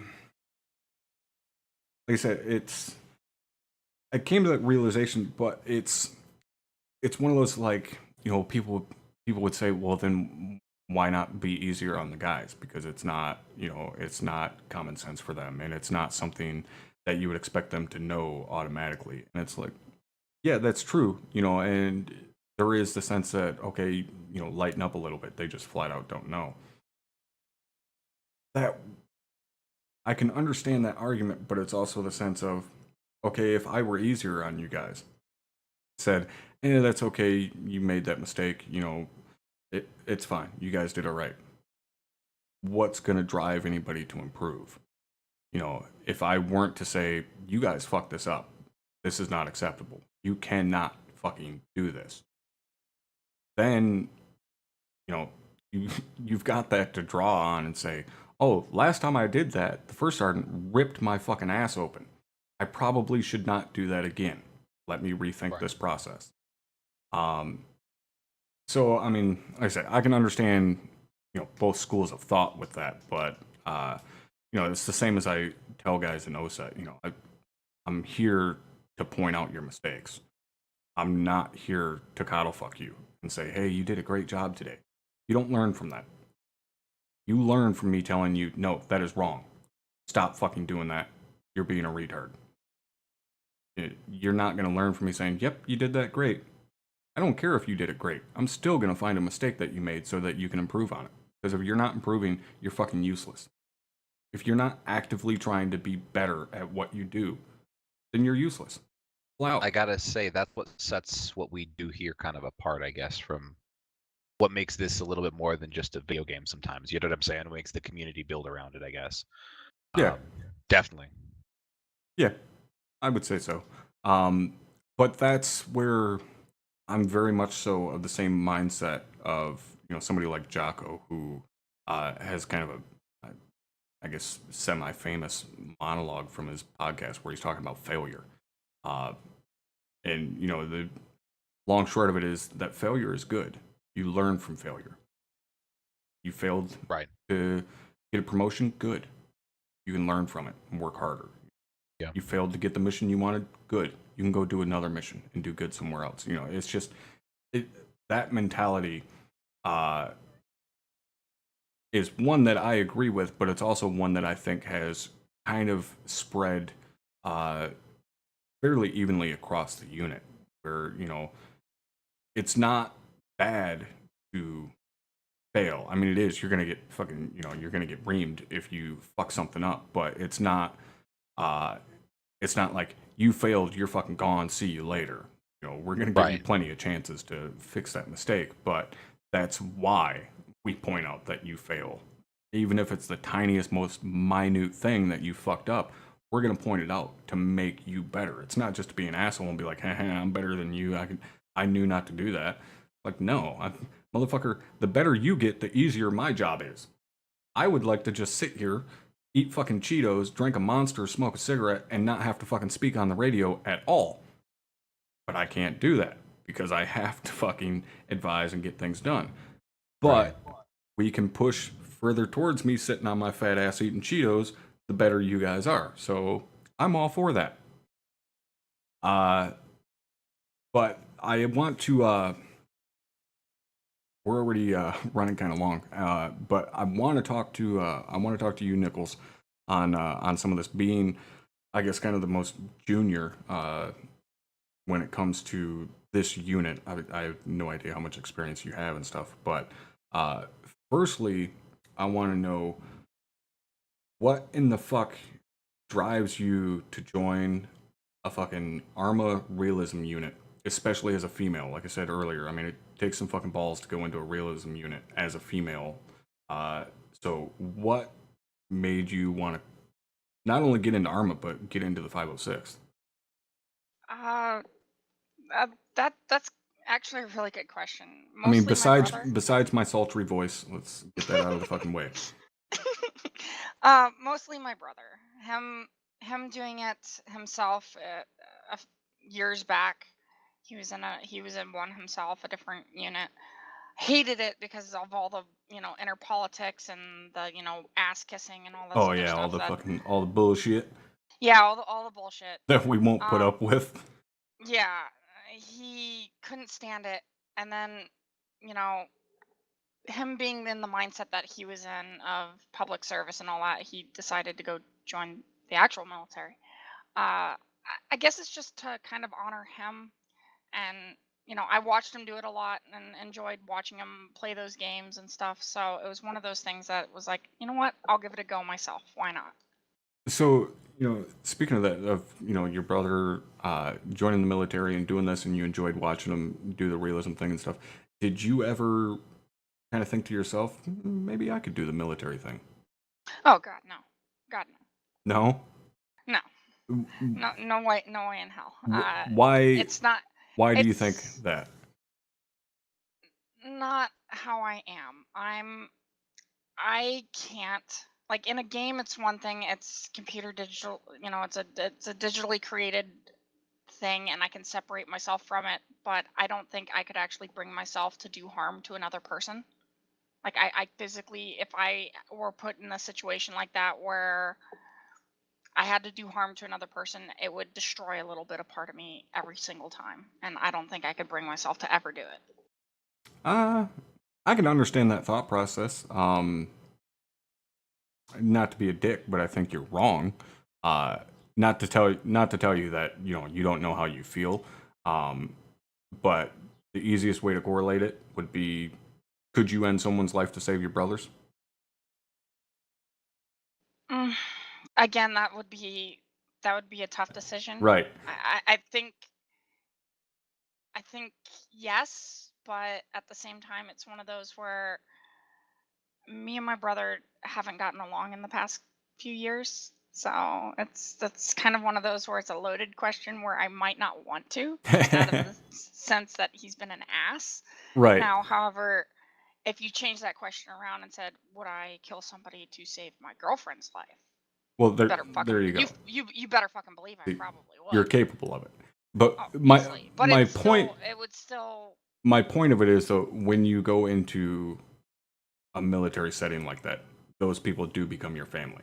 Yeah. That's the reason I say that. I'm not saying that, well, you need to go join the fucking military. I'm just saying that, I can understand that mentality, but I can also understand how that mentality can be flipped around because of what the military does as far as relationships and makes you feel as Yeah. part of a family. Um, Exactly. so, you know, basically you came into it because of, enjoying watching your brother do it and thinking, that, hey, this, something I could maybe do. But I guess specifically, once you went through with it, you put in your application and you got accepted into the 506. I guess I should ask, was the 506 the first unit you tried, or did you Yes. go somewhere else? Okay. Because the only other unit I knew of was when, again, when Hardman was doing my application, he brought it up. He brought up the 29th Infantry Division, which was what my brother was a part of. And not to rat on them or anything, like I don't wanna cause undue if any Yeah. of them are watching this. And they're a good unit for what they do. My brother had some issues with it because he put in so much time and effort to do his job, and he was there for, I think it was like 4 or 5 plus years, and they wouldn't promote him because he did his job too well. Oh, okay, I get it. Yeah, so he was a platoon clerk, and they used the World War II rank, so he was a technician 5th grade, so the equivalent of a corporal and a specialist now. Um, but they wouldn't, he put in his effort, and all the people who knew him knew he was this great person, great, you know, did everything. He still fucked up, and he learned from his mistakes like everybody else does. But I don't know what you're talking about. he I never make mistakes. uh, present company excluded. Of course. But they knew he was better than what he was just at, and knew he deserved better. Not to be this, because he did his job so well, not to be just still a corporal, to be promoted up to around sergeant and all that stuff. But the argument from his platoon leadership was, he does his job too well. We don't want to lose him. One, two, and this argument was flat out wrong. Apparently, there had never been a technician 4th grade, the equivalent of a sergeant, in the unit, which is flat out wrong. And that was their argument for not promoting him. And once he heard that, it was just, he felt disillusioned. Right. So Right. for So me, it was basically just kind of inter unit politics that, like I said, that we used to deal with, but we don't any longer. Exactly. So So when Hardman brought that up, I was like, no, that was my brother. That wasn't me. So the 506 was the first one that I came across, and the first one I tried. okay, and so you went through recruit training and then into OSUT. As said earlier, you had me as an OSUT instructor.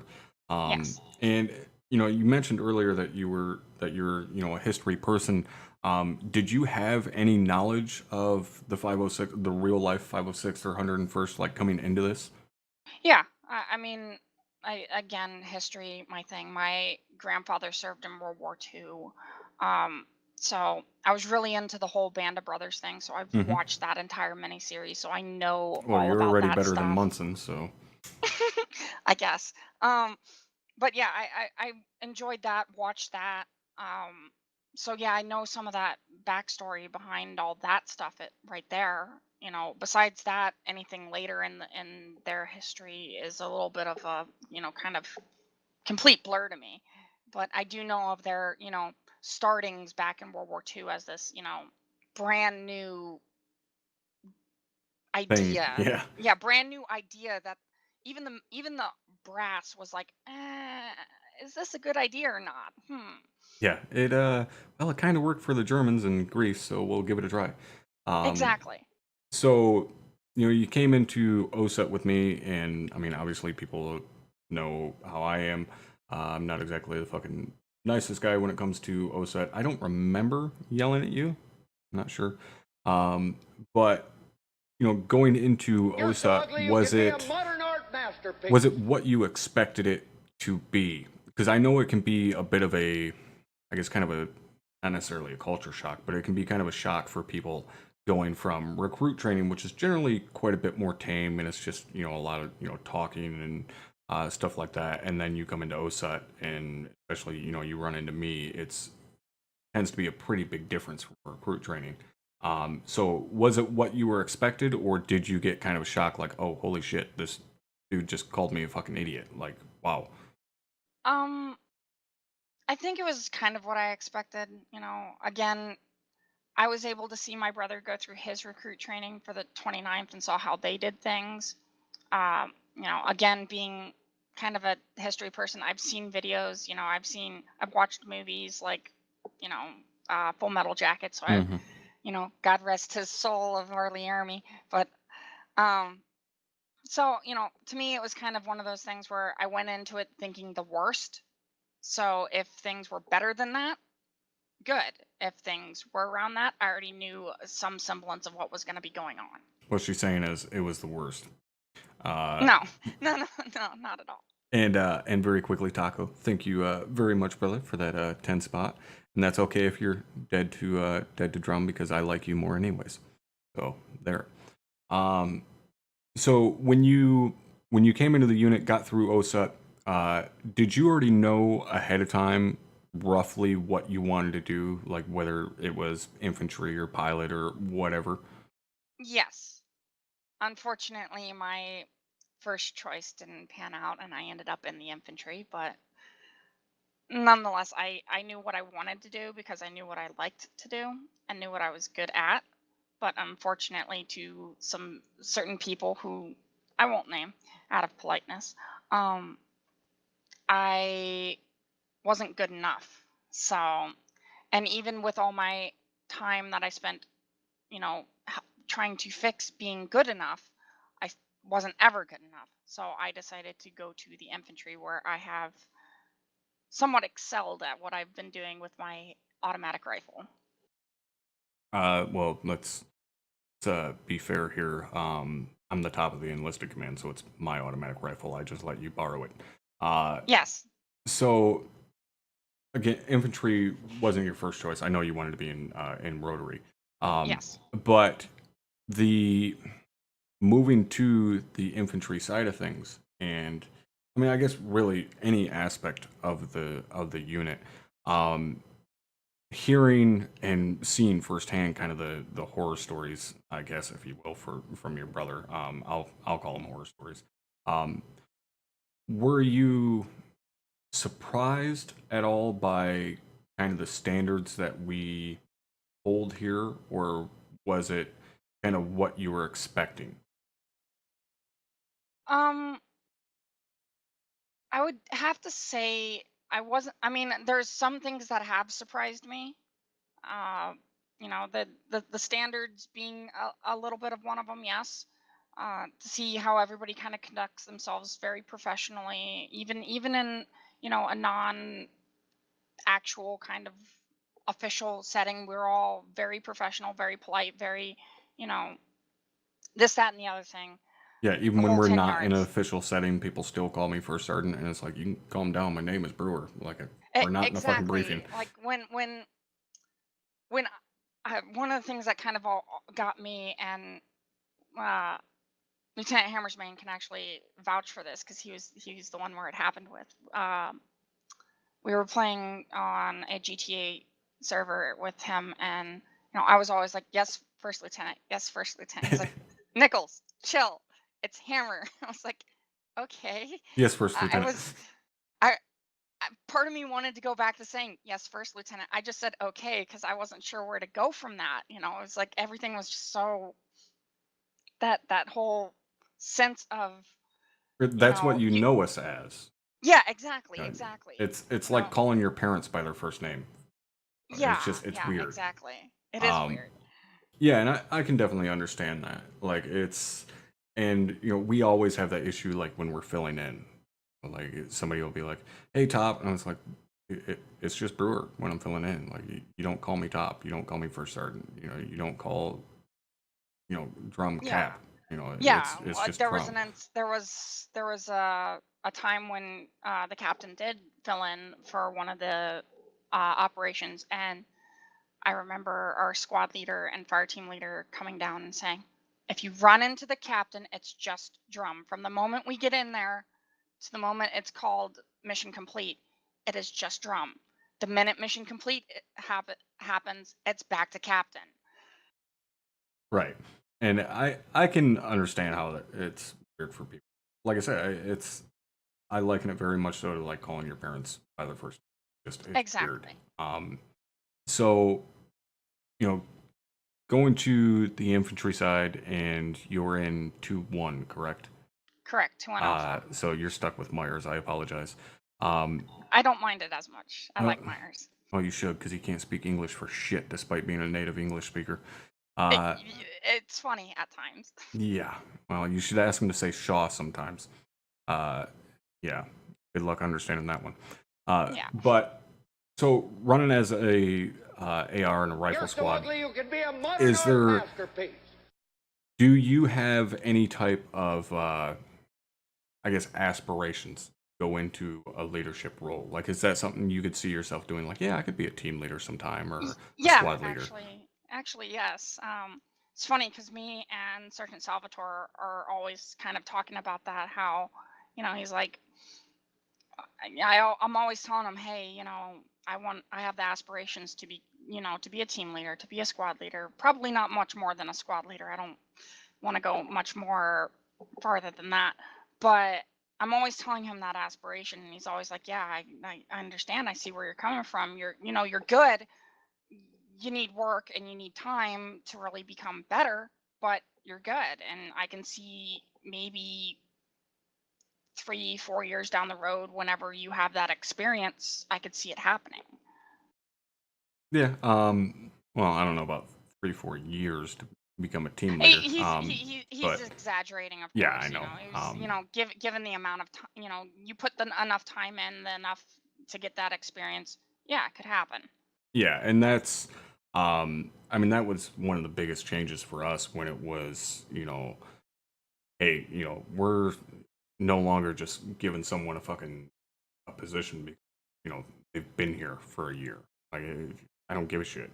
If you've been here for 2 years and you're still a retard, you're not getting the fucking job, Yeah. And there's been multiple examples of that happening. So my, I guess, question piggybacking off of that is, you have that aspiration to become a team leader, but what makes you have that aspiration? Like, what makes you think, yeah, I would like to be a team leader. I would like to be responsible for 3 other people.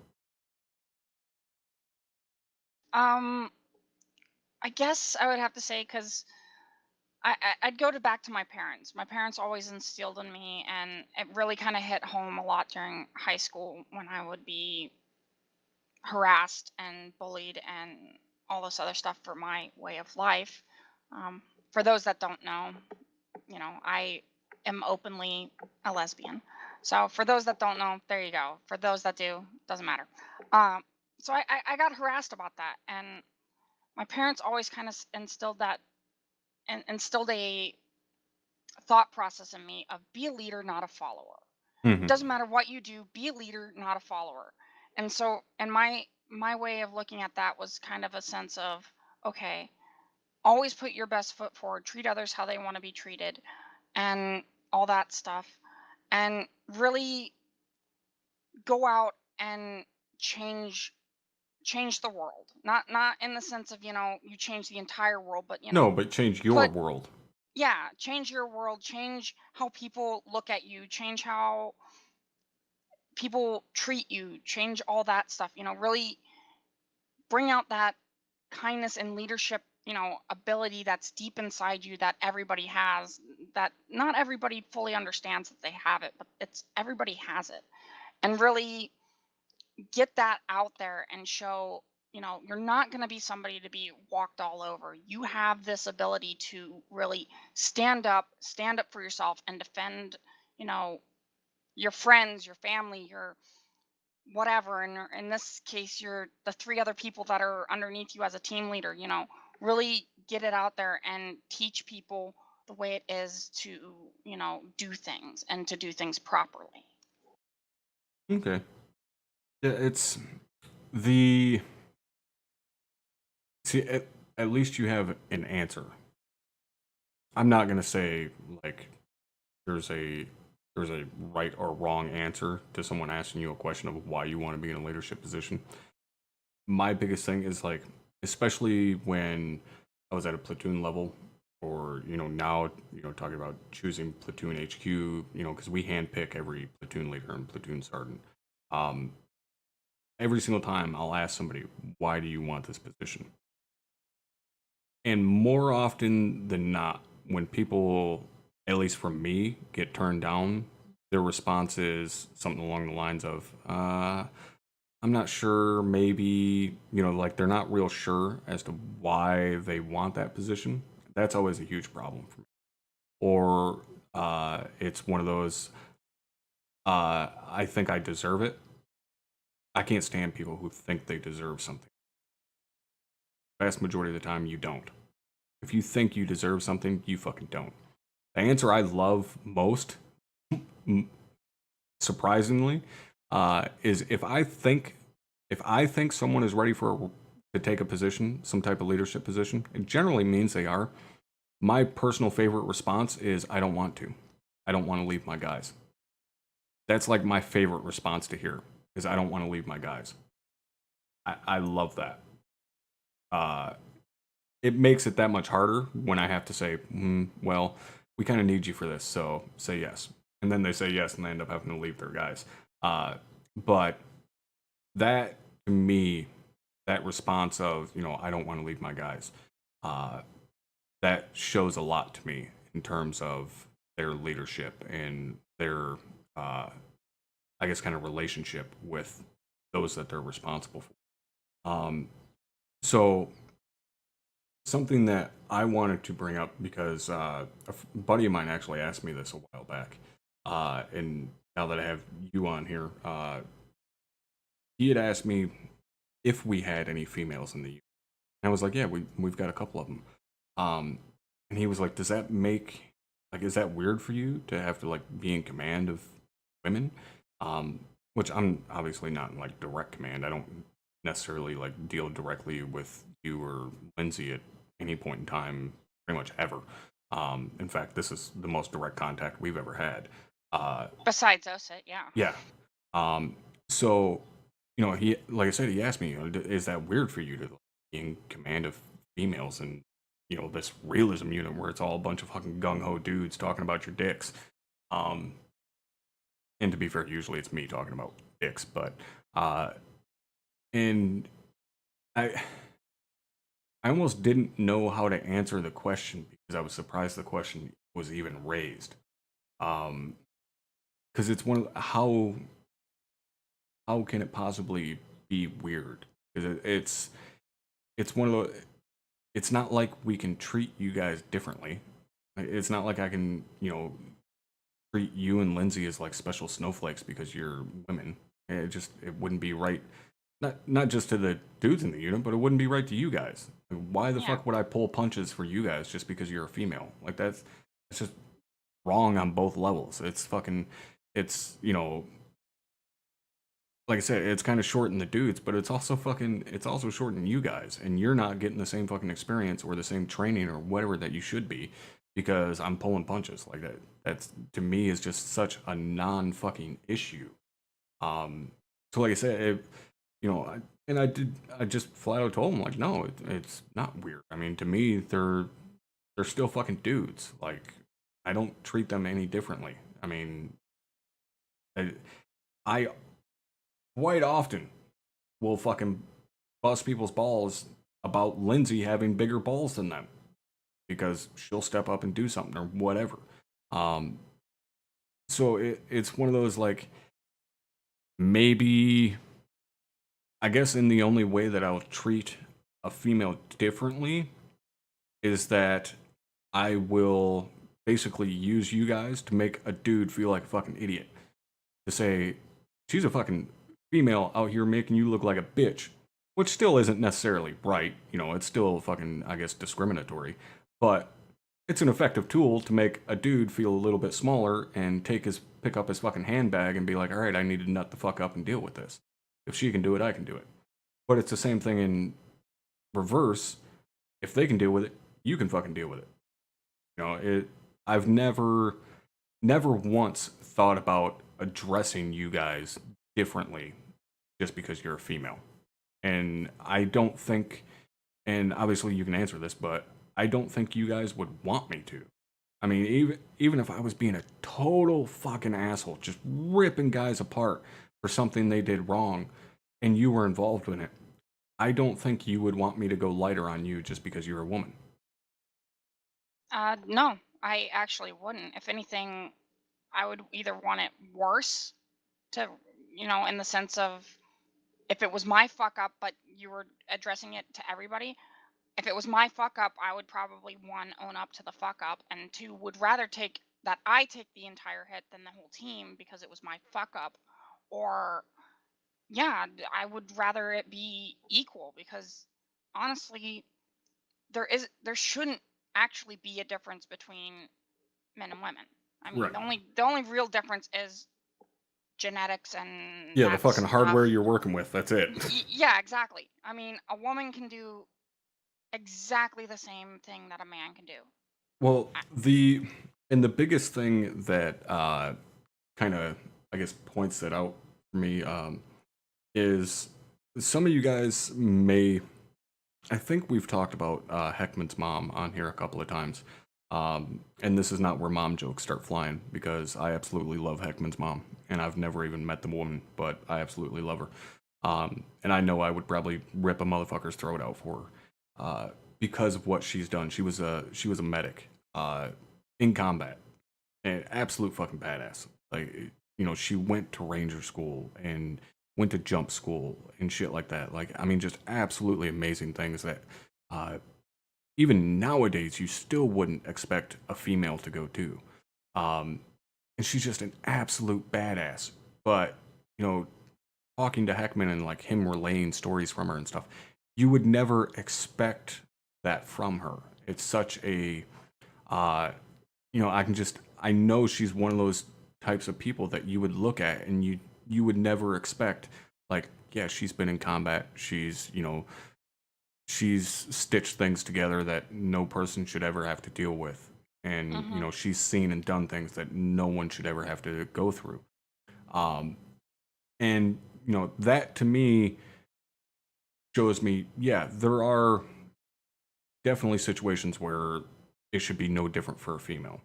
I will say there is situations where I still agree that no, a female shouldn't be there.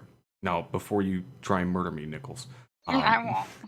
my example of that is something like the soft teams, whether it be Delta or SEALs or whatever. You know, they have started opening up those teams for females to apply and go through.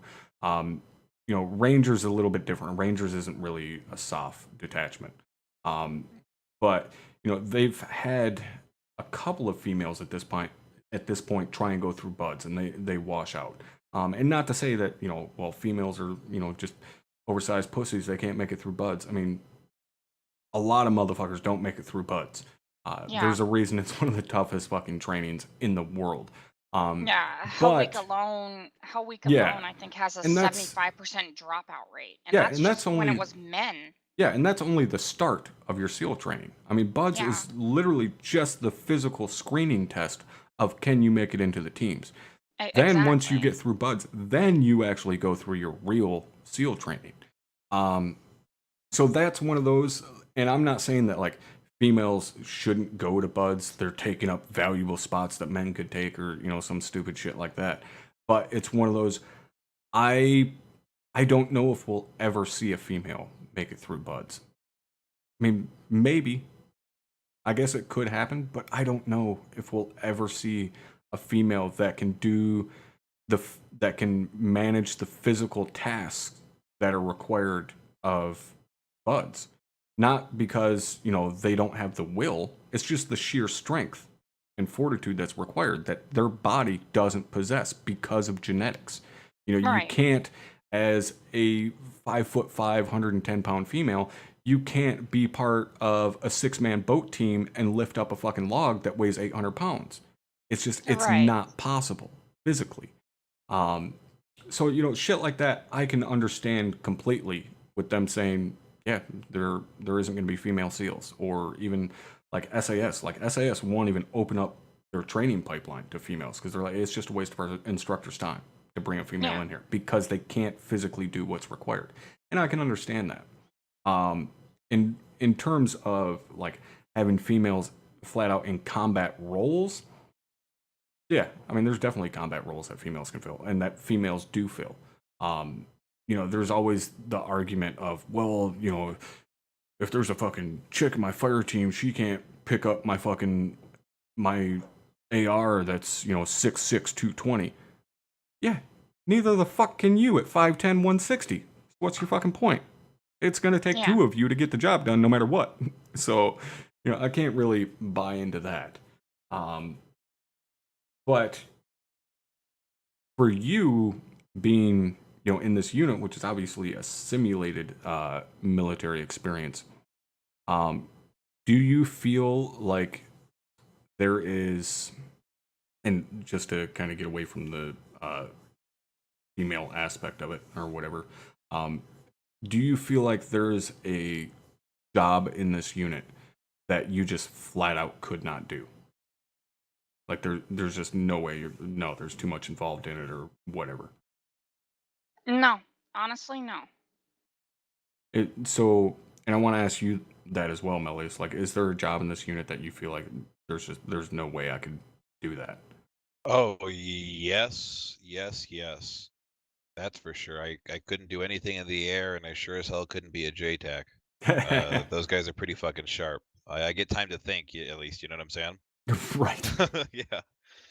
Like, hold on, I got fucking 4 radios going at once. Give me a minute, motherfuckers. Yeah, mean, for sure. For me, I can't. I know, and at least in the engine, I can't fly jets. I utterly cannot fly it. People have seen me try and fly it, and basically what happens is I take off, I flip over, and then I crash. Yeah. I just physically can't do that. Yeah, it's pretty much But what I in do. terms of like, just for who I am, can't do. No, I think, given the opportunity, I could do. Given the opportunity, given the experience, given the training, given whatever, all the tools needed to succeed, I think I could do it. All right, there we go. First Sergeant Nichols. We'll make it happen. Nice. No. Do you want to take over the fire God, team now? no, Is that the God, goal? God, no. God, no. Come on, you would enjoy just yelling at people nonstop. I promise you, Actually, it's you're so much fun. Actually, you're probably right. I probably would enjoy it. Granted, I can promise you your intake of aspirin and or Motrin, ibuprofen, whatever, I will. we'll see an uptick. But it's great for relieving stress. It's also great for building stress.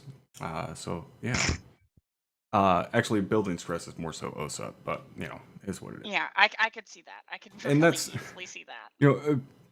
Like people have obviously asked, like, how the fuck is it I deal with it and this and that, and like you get people in there that are just so goddamn stupid and this and that, people with no experience and stuff, and it's like, it's no different than the real fucking military. Like you get guys coming into boot that have no fucking experience. Like that's the point of boot, is that they have no experience. And like you can go watch fucking videos of guys that are being trained to shoot that are like putting magazines in upside down, or not putting a round in the chamber, or dropping their weapon, or just all kinds of stupid shit that we would look at and be like, how in the fuck are you that dumb? Yeah. But it's real. I mean, that's shit that we deal with in OSA. Well, nobody can drop their weapon, thankfully, but they can drop fucking grenades, and unfortunately, we don't have dummy grenades. But you know, that's shit that they deal with in real world too. So you know, it's not like just me. I'm super fucking special because I deal with retardation on the norm. Like that happens in the real military too. Um, so as we're running over time as per kind of usual here. The last thing I want to ask both of you, and I guess I'll ask Melius first. You know, going into this FTX cycle, you know, like we already asked you guys or asked you Yeah. what you're excited to train on and so on.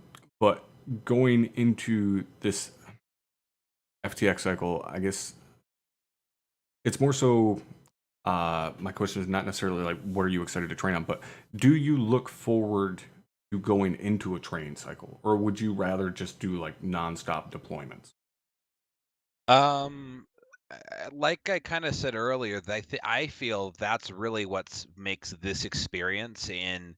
I don't want to say specifically the 506, but at least in a milsim unit, right? That's what sets this apart from playing some other game and just shooting people, right? So yeah, I think that I really do look forward to being able to train and uh, like we talked about earlier, maybe being able to breathe a little bit and try to digest what's happening, and learn from it too. It's very Right. important. So what about you, Nichols? You haven't gone into an FTX cycle yet, so you don't really know what it consists of. But are you excited to get in some kind of more legit training? Kind of, I guess FTX cycles are more like an oversized squad training. Really, you know, it's a squad training for an entire task force. So is that something that you're kind of excited for? Like, yeah, you know, I want to get in and do some more training and improve not only myself but my team, or would you rather just do deployments? Um, yeah, the training aspect does have some excitement to me. It kind of gives me that ability to kind of, bring down the adrenaline level almost a little bit from the deployment because there was a lot of adrenaline because there was a lot of stuff going on. Always hectic, fun, but always hectic. Uh, and I go back to like what my brother was doing in the 29th. For them, it was almost always training, day in, day out, pretty much same thing over and over and over again. They very rarely had any ops against other units because they were a big, against other player kind of thing. Oh And yeah, it was always training to them, always. And that's another thing that kind of got my brother all mad was the fact that, it was always training and then none of the fun. Whereas here it's fun no matter what. Yeah, we have training in there, but the training is fun nonetheless because we're always making ourselves better. So when deployment does come around, the mistakes we've made in the past, we don't make again. Will make new ones and always make new ones.